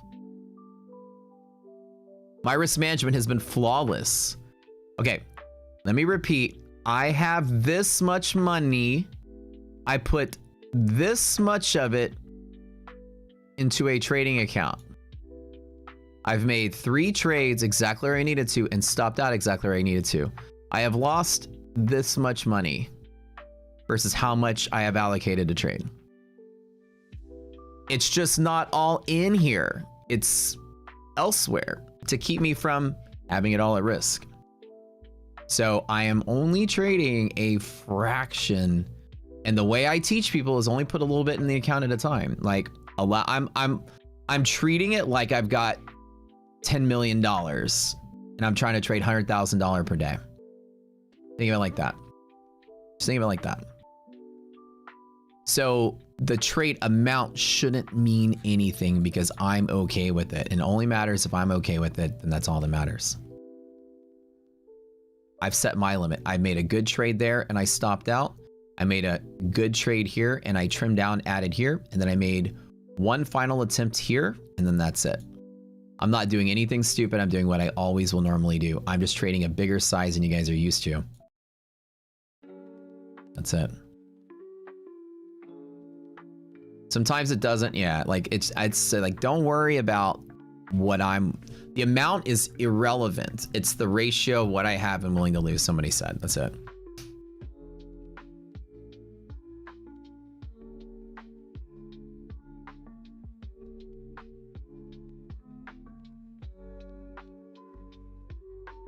Yeah. But don't worry about like the amount. Just think about the amount you're willing to lose. For me, I'll lose 100K in a day. Let's just say that on the way up, I'm gonna aim to lose or make 100K in a day. That's my new limit. Does that make sense? Just so we're on the same page. When people say that's big, say no, that's normal. That's what Matt's gonna do, that's normal. I wanna do something legendary on the way up. My normal risk is going to be at this magnitude now. I'm up in the stakes. I'm trading higher stakes than anybody out there on YouTube. Got it? Like literally, I'm trading the highest stakes than pretty much anybody out there at this point. Maybe Rips is trading about that amount.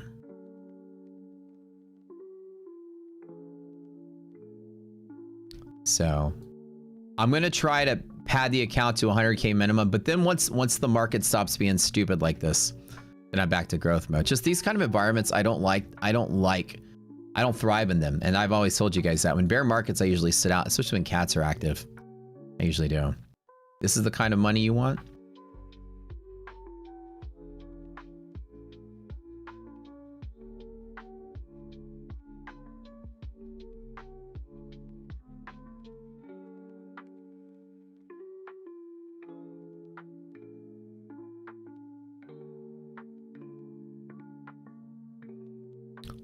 It's good money to have.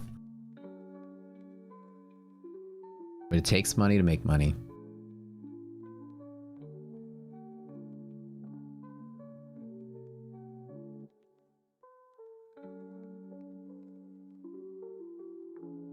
When the cats are out. When Catalyst is active, what happens is the market has dropped the risk interval, and you're going to see a lot more irrational movement here. Let me see risk interval here. Hold on. On Nasdaq, it's going to be 230.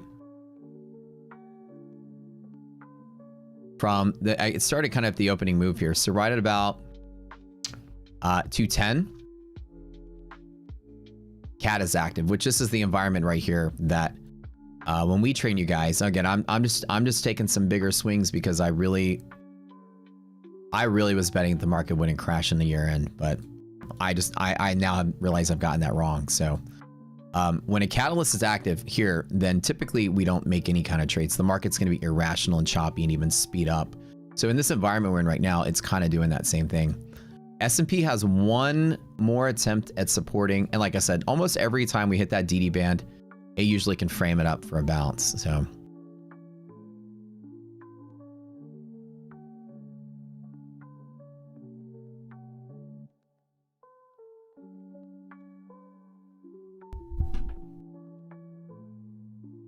yeah, guys, one time a year, so Ramos, one time a year, market's gonna crash out and nobody's system works. Like this is the kind of thing that people have to understand about the market.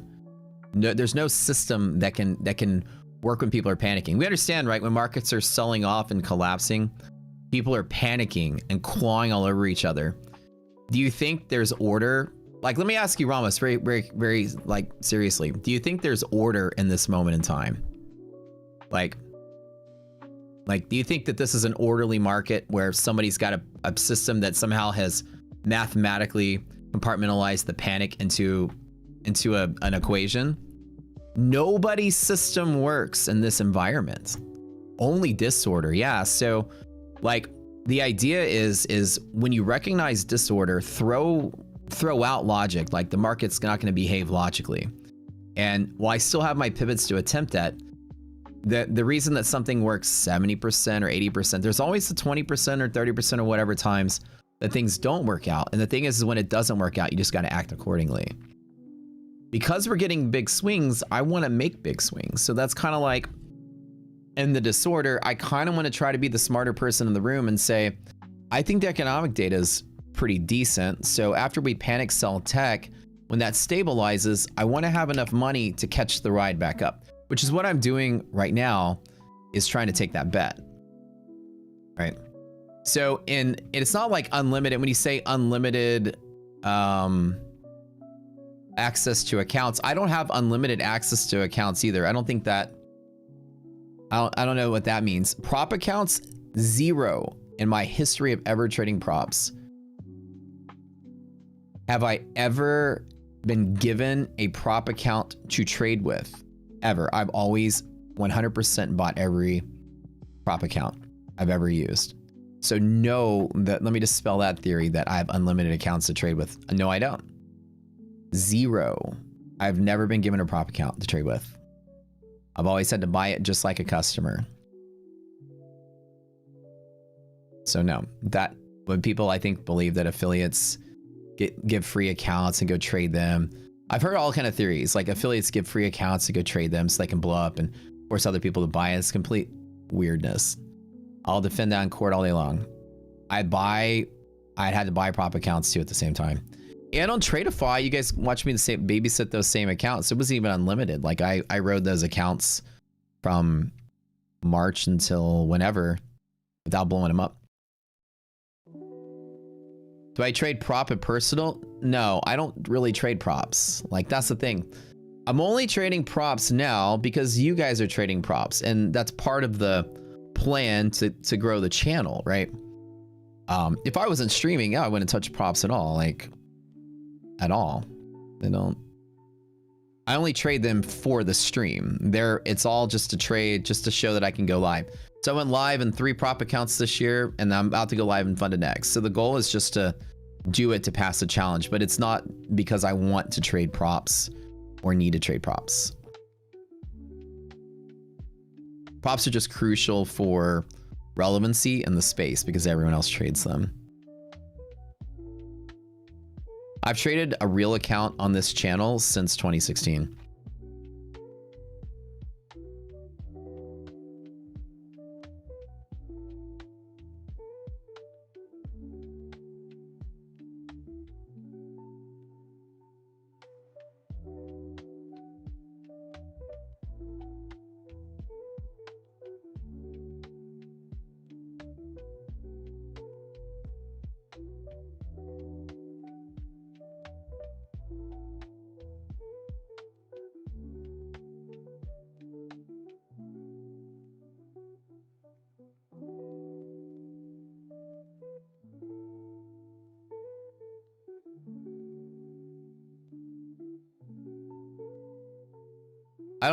Ramos, I don't know what you're talking about. I had 5 Tradeify accounts. You can't buy any more than 5. What do you mean only show the winning accounts? Like now I know you're just being an idiot. Like, okay. So when I traded Tradeify, all 5 accounts were shown on screen the entire time. You can't buy more than 5 accounts. So there's no hiding losers. You can't hide it. You can't, there's no hidden 6th, 7th, 8th account with Funded Next. You can't have more funded accounts. Then there's a max limit. You can't just like have like go try to buy 6 trading accounts. If you're trying to say that on Tradeify I was only showing the winners and hiding the losers, that's really weird because you saw 5 accounts on stream all day every day. I just went live with those guys. Doesn't that make any sense? Yeah, I put a little bit more cash in there.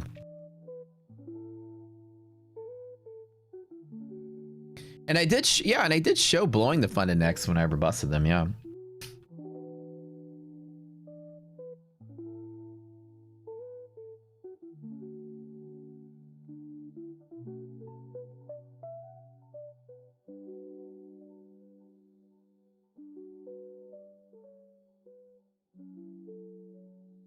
Somebody said, why are you calling somebody something? That was not nice. Okay, I'm sorry. I'm sorry, did I hurt your feelings? Here, why don't you pack up your pronouns and go back to fucking Disney World with your family. This is Wall Street. Okay, guys, be nice. It's Wall Street. Make sure you don't hurt people's feelings. I'm gonna spare you. Trading is probably not something you're gonna be good at. Why are people so weird?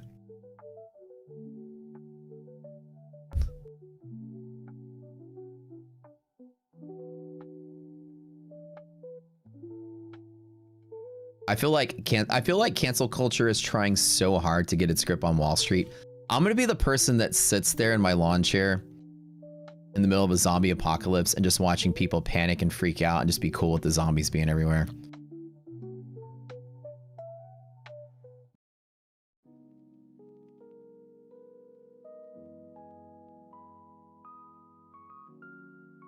You know what I'm saying? I see this on Twitter all the time. Like, why are you guys being mean? Why is this person being mean? How dare you be mean? I'm like, get your Gen Z bullshit out of here. Like, I'm going to be the person that doesn't allow cancel culture to take over Wall Street. I'm going to keep the Wall Street toughness intact. I kind of want to go to Disney soon. That'd be nice.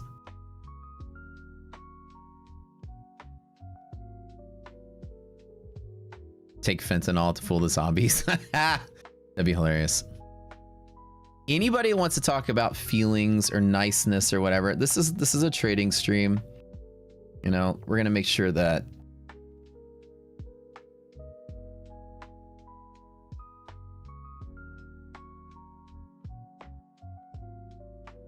I remember they were trying to cancel Pat for making fun of that girl that was on his show because she was crying or something. I don't remember the whole thing. And then she went on Twitter with a rant saying she's having like mental issues with like mental health issues or whatever. And Twitter went in a frenzy. Like, how, come on, she's so brave. How can you like not be nice to this person? She's got, you know, like she's got mental like health issues. Well, don't be trading. Like, you can't like baby people and say it's gonna be okay. You're so brave. Like, don't be trading. Like, it's not the environment for everybody. Like, I'm gonna be a purist there, and I gotta say, like, I feel bad for you as a human, but and as far as a trader goes, I don't like, can't handle it. It's not something everyone deserves to be able to do. You saw it on Instagram, and you're like, oh, this person's a trader making money. I deserve that too. Me. If you're not built for it, you can't do it. I'm not built to be a professional wrestler. I don't think I deserve it. You know, so there's a lot of people out there trying to make light of something that's very devastating to some people. If you've got like mental health issues, I bless you, and I'm going to pray for you, and I'm going to be your friend in real life. I'll help you out. But in Wall Street, I'm going to see you on the ground, and I'm going to step on your head and press it further into the ground and take your money from you. I don't care how you feel. I'm in it to win it. And that's the attitude, you know. If you're drowning in a pool, I will walk over and stick a water hose in your mouth. Like, if you feel good, feel bad. In Wall Street, it's money world. It's not feelings world. So a lot of people out there, I remember there was like, oh my God, stop watching Pat. He's so mean, everybody. Stop watching Pat. And Pat was just like rolling his eyes. He was mean to the person, but in the context of trading, right? And I was nice to the person afterwards. I was like, hey, you know, if you need someone to talk to, I'm here for you. But as far as like Wall Street goes, it's like squirt game, LOL. Slightly fatter Matt was a professional wrestler, I think so. In this environment, there's just so many people, I think that like were social media people first, and then all of a sudden they want to be traders next. And they brought that whole Facebook level COVID era, George Floyd era, cancel culture attitude to Wall Street. Like, this person's mean, everybody. Rally up against them. Let's show them. Let's hit them in the numbers. Everyone boycott. And then like, it doesn't work on Wall Street. It's never worked. You can't really cancel traders. I don't know. Is Wall Street very woke-tard right now? I feel like it would be. It would be going that way. I want to keep the Shark Tank 80s vibe alive. Pick up the fucking phone and start dialing. Yeah, I'm quoting Wolf of Wall Street, by the way, because I actually watched it the other day. It's real funny. I kind of watch that movie like once a year at Christmas time. When I watch a lot of movies, I always throw Wolf of Wall Street in the mix.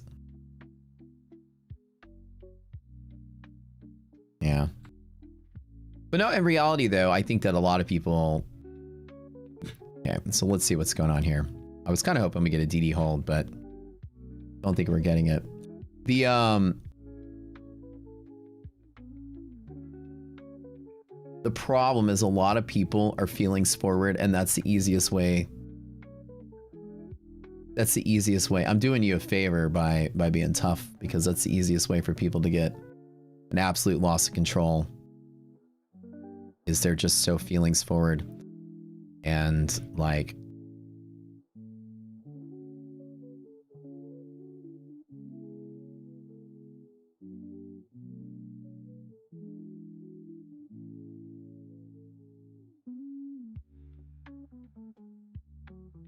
Alright guys, ready to give away? Let's go.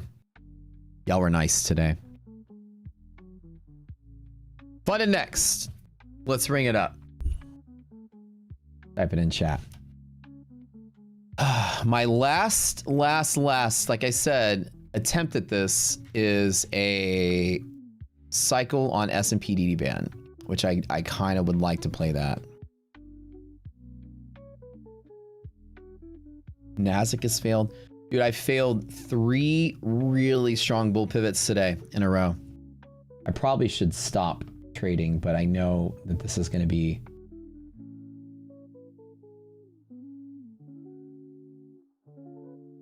Good point.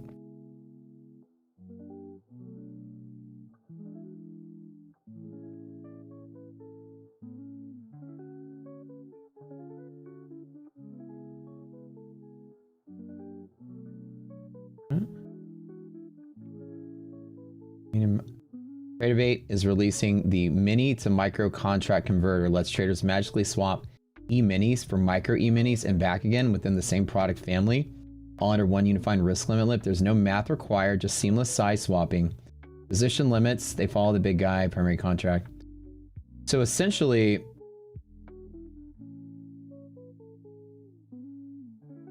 you can just swap your trade from minis to micros. Is that what that means? So you're in like a 3 E-mini contract and you're like, shit, I want some more granularity. I wish this was micros, and you push a button and it just seamlessly puts you in the micros. Is that what that's doing? Let me ask them. Live now on all Tradeovate prop platforms. How do you do this? Let me test it out now. It says it's live. How does this even work? Does anybody know how this works? Let me test this out. There's no math required, just seamless size swapping. How do you do it? How do you execute the swap? I can demonstrate it live if I can figure out how to do it. How does it work?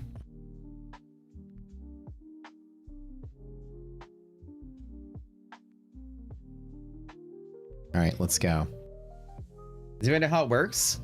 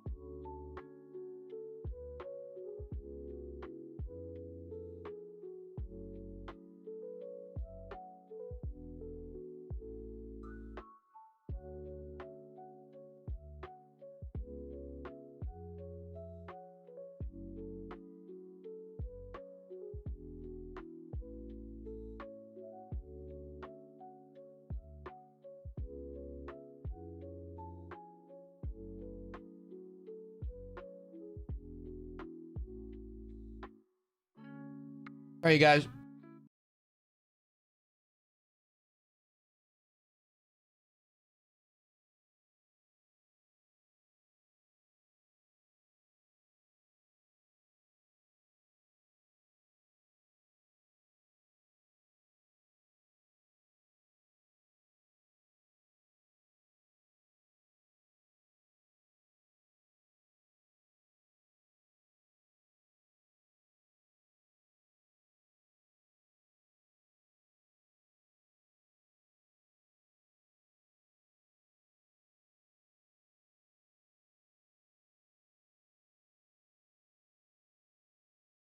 I've been living every day, winning in a day trade paradise. I've been living every day winning, even in a day trade paradise. Charts keep showing me the way here in my day trade. All right, find the next guy. Type it up. This is my day trade paradise. Every move I make today builds up my day trade paradise. Before the scooter hit the scene, before the liquidity map, I was an OG trader, hustler, never fell for the trap. Pure risk internal, no indicators on deck. Just me, my mama mouse, and the market to wreck. I 10x crisis trades when the world froze up. Taking feels in the dark when the volume dried up. I was running CL clean, man, before the storm cracked. And switched to equities before HP, before resilience got tracked. No DD bands, no resets, no coded device. Just raw instant carving out my day trade paradise. Winning in a day trade paradise. Charts keep showing me the way here in my day trade. All right, number one, spinning wheel.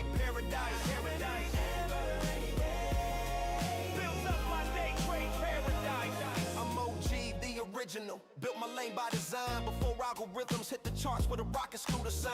No HP lines, no MHP rocking the flow. Just seeing me math, baby, keeping me ahead of the show. Calling out trolls, calling fake. What I'm gonna do is I'm gonna scalp inside of this pocket as it's been bouncing here a lot. I'm gonna scalp, add trim, add trim, add trim, and just play it like that. Tell me when momentum kicked in. Now I'm scooting with the rocket, see the map turn bright. Liquidity zones glowing like runway lights. Above HP is bullish, yeah, shout it with pride. MHP breakout coming. Watch the bears divide. I've been living every winning in a day trade paradise. Charts keep showing me the way here in my day trade. Wake up, lock in. Get my cost space a little lower here.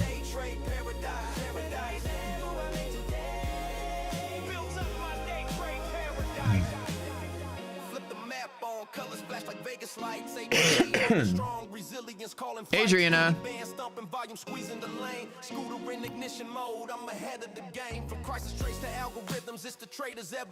Hopefully we can get out of the pocket though.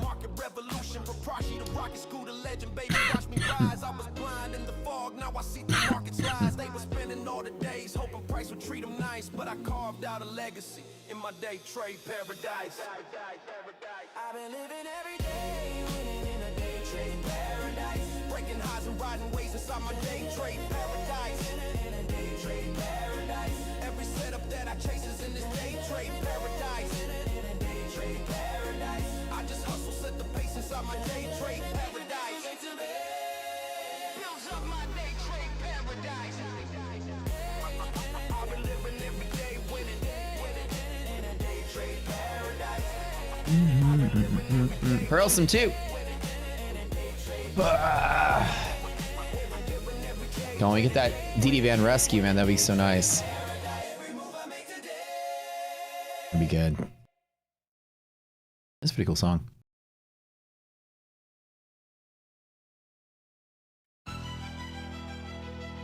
Pearl some type something in chat.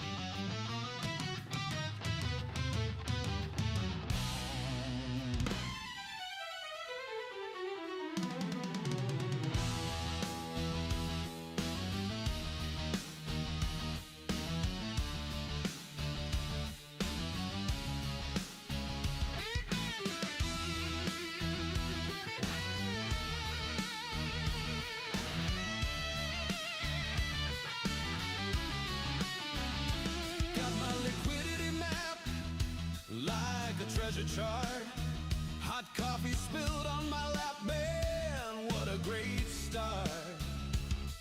That MHP looking juicy, delicious, till volatility slapped me suspicious. Welcome to Scooter Nation. This is a really really strong test of my patience. The last, what, 5 or 6 trading days, we've just lost MHP, MHP, MHP. It's been that brutal. Trading with Karthik, type something in chat. It's been that brutal and like still trying to keep my composure through this. It's been pretty heavy.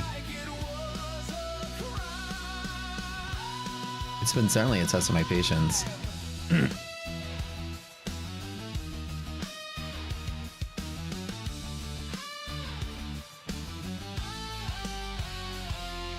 Maths teaching discipline like a battlefield general.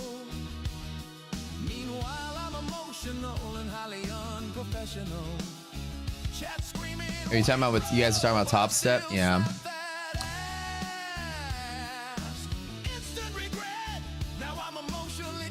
With all the issues they're having on their platform, it's not worth it. Not right now.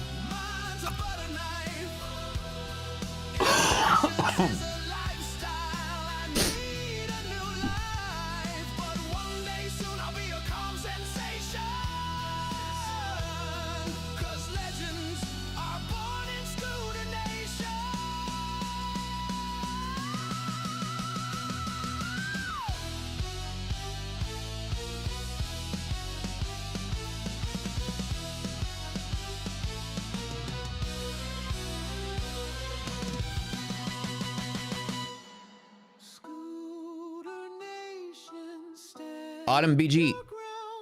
Where patience is ammo and risk is the battleground. We fight the charts, we fall, we rise, and EST is always true until it lies. Actually, let me trim it to 10.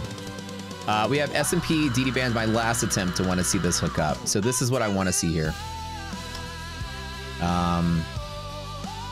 Like I said,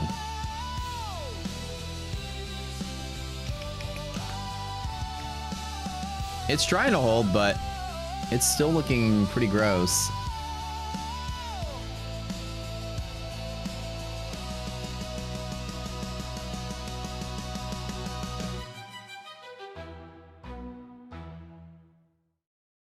It's a very sweet song.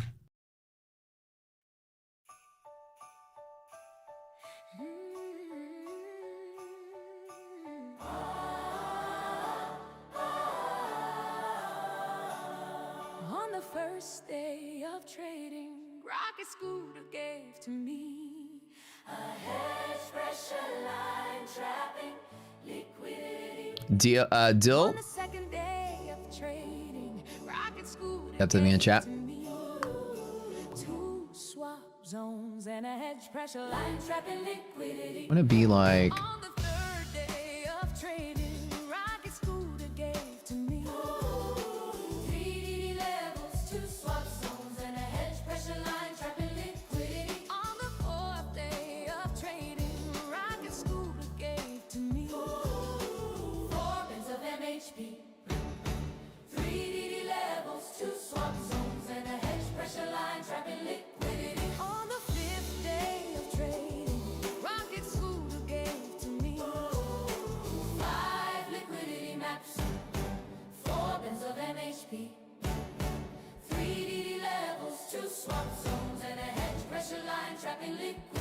On the sixth day of trading, Scooter gave to me 6 icebergs. Jesus Leon.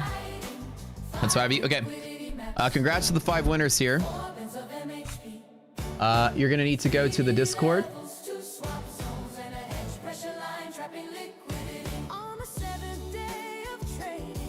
You need to go down to the contest channel. And you're gonna go to, so go to the description below, go to the contest channel Discord, send Slacks, our admin, a message in that channel. Let him know that you won the contest.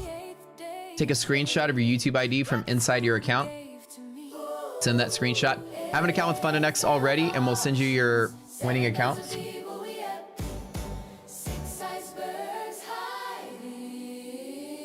There we go.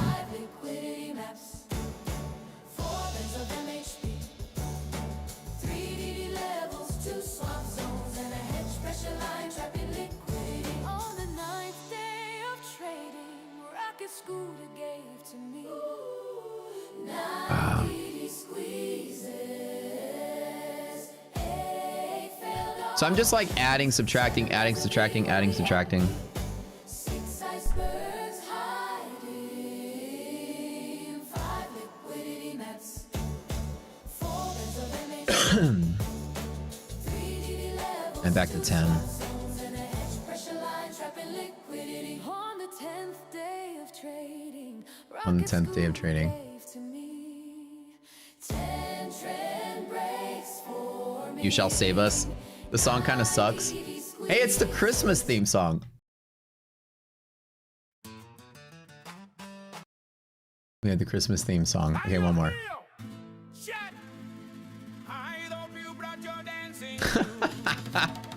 It's wholesome. It's like Christmas song.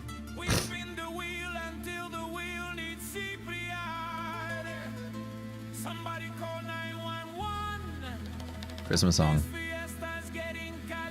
Ugh. Brutal day. So what I've been doing, if you guys have been watching, I've been adding, subtracting, adding, subtracting, adding, subtracting, just kind of maintaining a position of 10. Trying to eat into the balance a little bit at these pockets. It's been holding the pocket 1, 2, 3, 4, 5. Like, the pocket trade has been fantastic today for those of you trading it. Although we're not getting, we're not getting a lot of momentum from this one, but I would love to be above here. All right, this would be great today.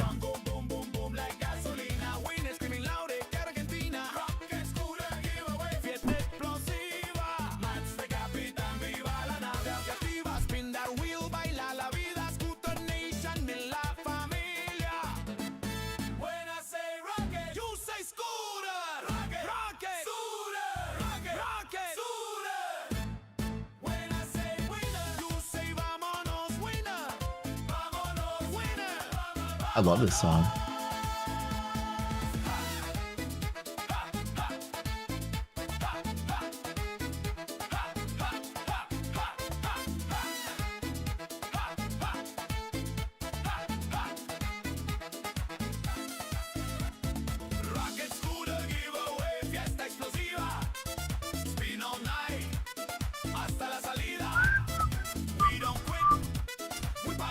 Tough day today, I know.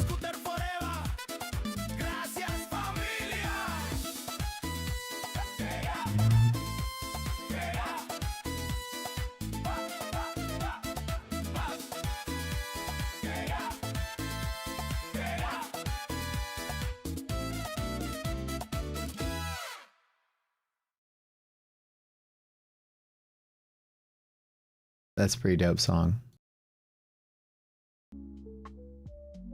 I got 10 minutes until I get it on my funded TV.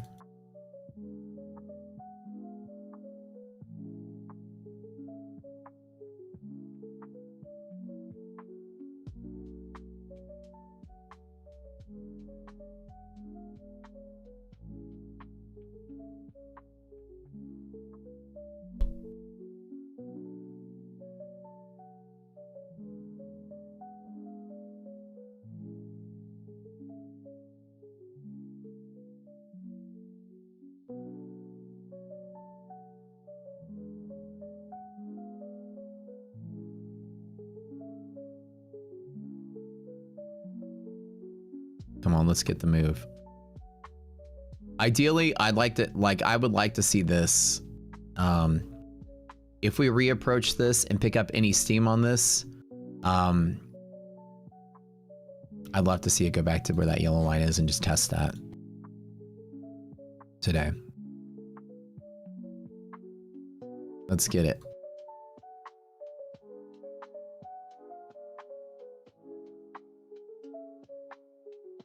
Something like that. It's not that high, but like I said, if we reclaim DD band and it sits here and then we go all the way through bull, bear, bull, that's the play. If there's anything off of that. If ABGO doesn't get 335 today, it's over. Yeah, that's basically at the same spot, right? So ABGO, that same spot as, yeah, like that 335 level is that previous consolidation, which is exactly like where this is here. So if this can't reclaim to there, that would, I mean, it could, it'd be great if it would, but all right. It's not, it wouldn't be steam, Evan. It'd be more like short covering. So my thought is that everybody that's shorting into CPI and everybody that's shorting into PCE numbers now have their out to get their profits for the year. So like bulls got out in November. Now bears, this is their opportunity to lock in their profit too. So the mechanism would be a short squeeze rather than a, yeah. I feel like you're right about the main move is probably done, yeah.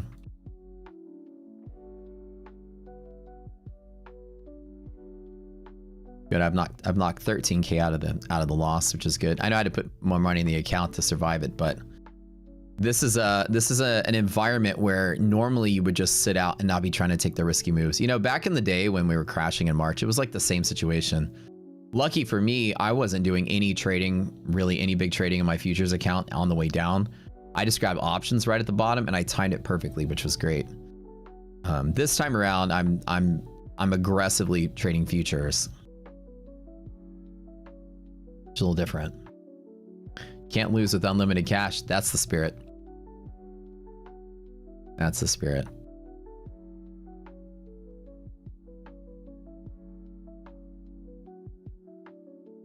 But in reality, I did tell you guys I was trading 3 times the risk. So normally I wouldn't be trading 10 contracts and 15 and 20 contracts. That's a whole different setup. So I never would, if I was seriously, if I only had 100K to my name and that was it, I wouldn't be trading any more than 3 minis, you know? So.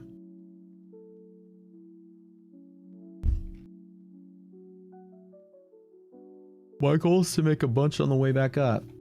That's for sure. Why stop now if report it? Ha.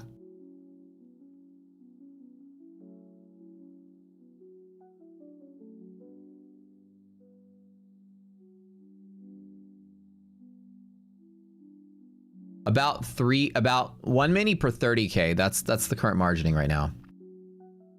So 100K would be about 3, like 5 at the most, 3 to 5. But 3 if you're following proper margining rules, and then 5 would be kind of like the heaviest I would go, just to give me some more granularity to trade like 1, 2, and 2 and like 3 entries or whatever.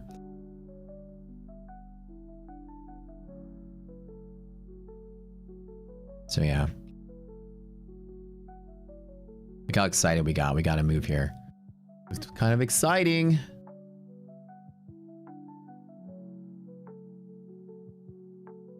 Do I swing trade, Karthik? I do with options. I don't swing trade in futures or stocks. If I do want to do a swing for like the course of a month or so, I'll do an options bet. Yeah, I gotta go my fun to TV, guys. It was great to see y'all. We'll be back in the afternoon, as always. Thanks for tuning in. This is probably the biggest losing day I've had all year, which is kind of a good educational experience. Got like 1 or 2 trolls popping up on 50 different random accounts. Just trying to have fun with it, but you're not going to shake me out of what I'm normally going to do. Sorry, y'all's experience was a little frustrating. Markets crash, everyone gets frustrated. We hear you.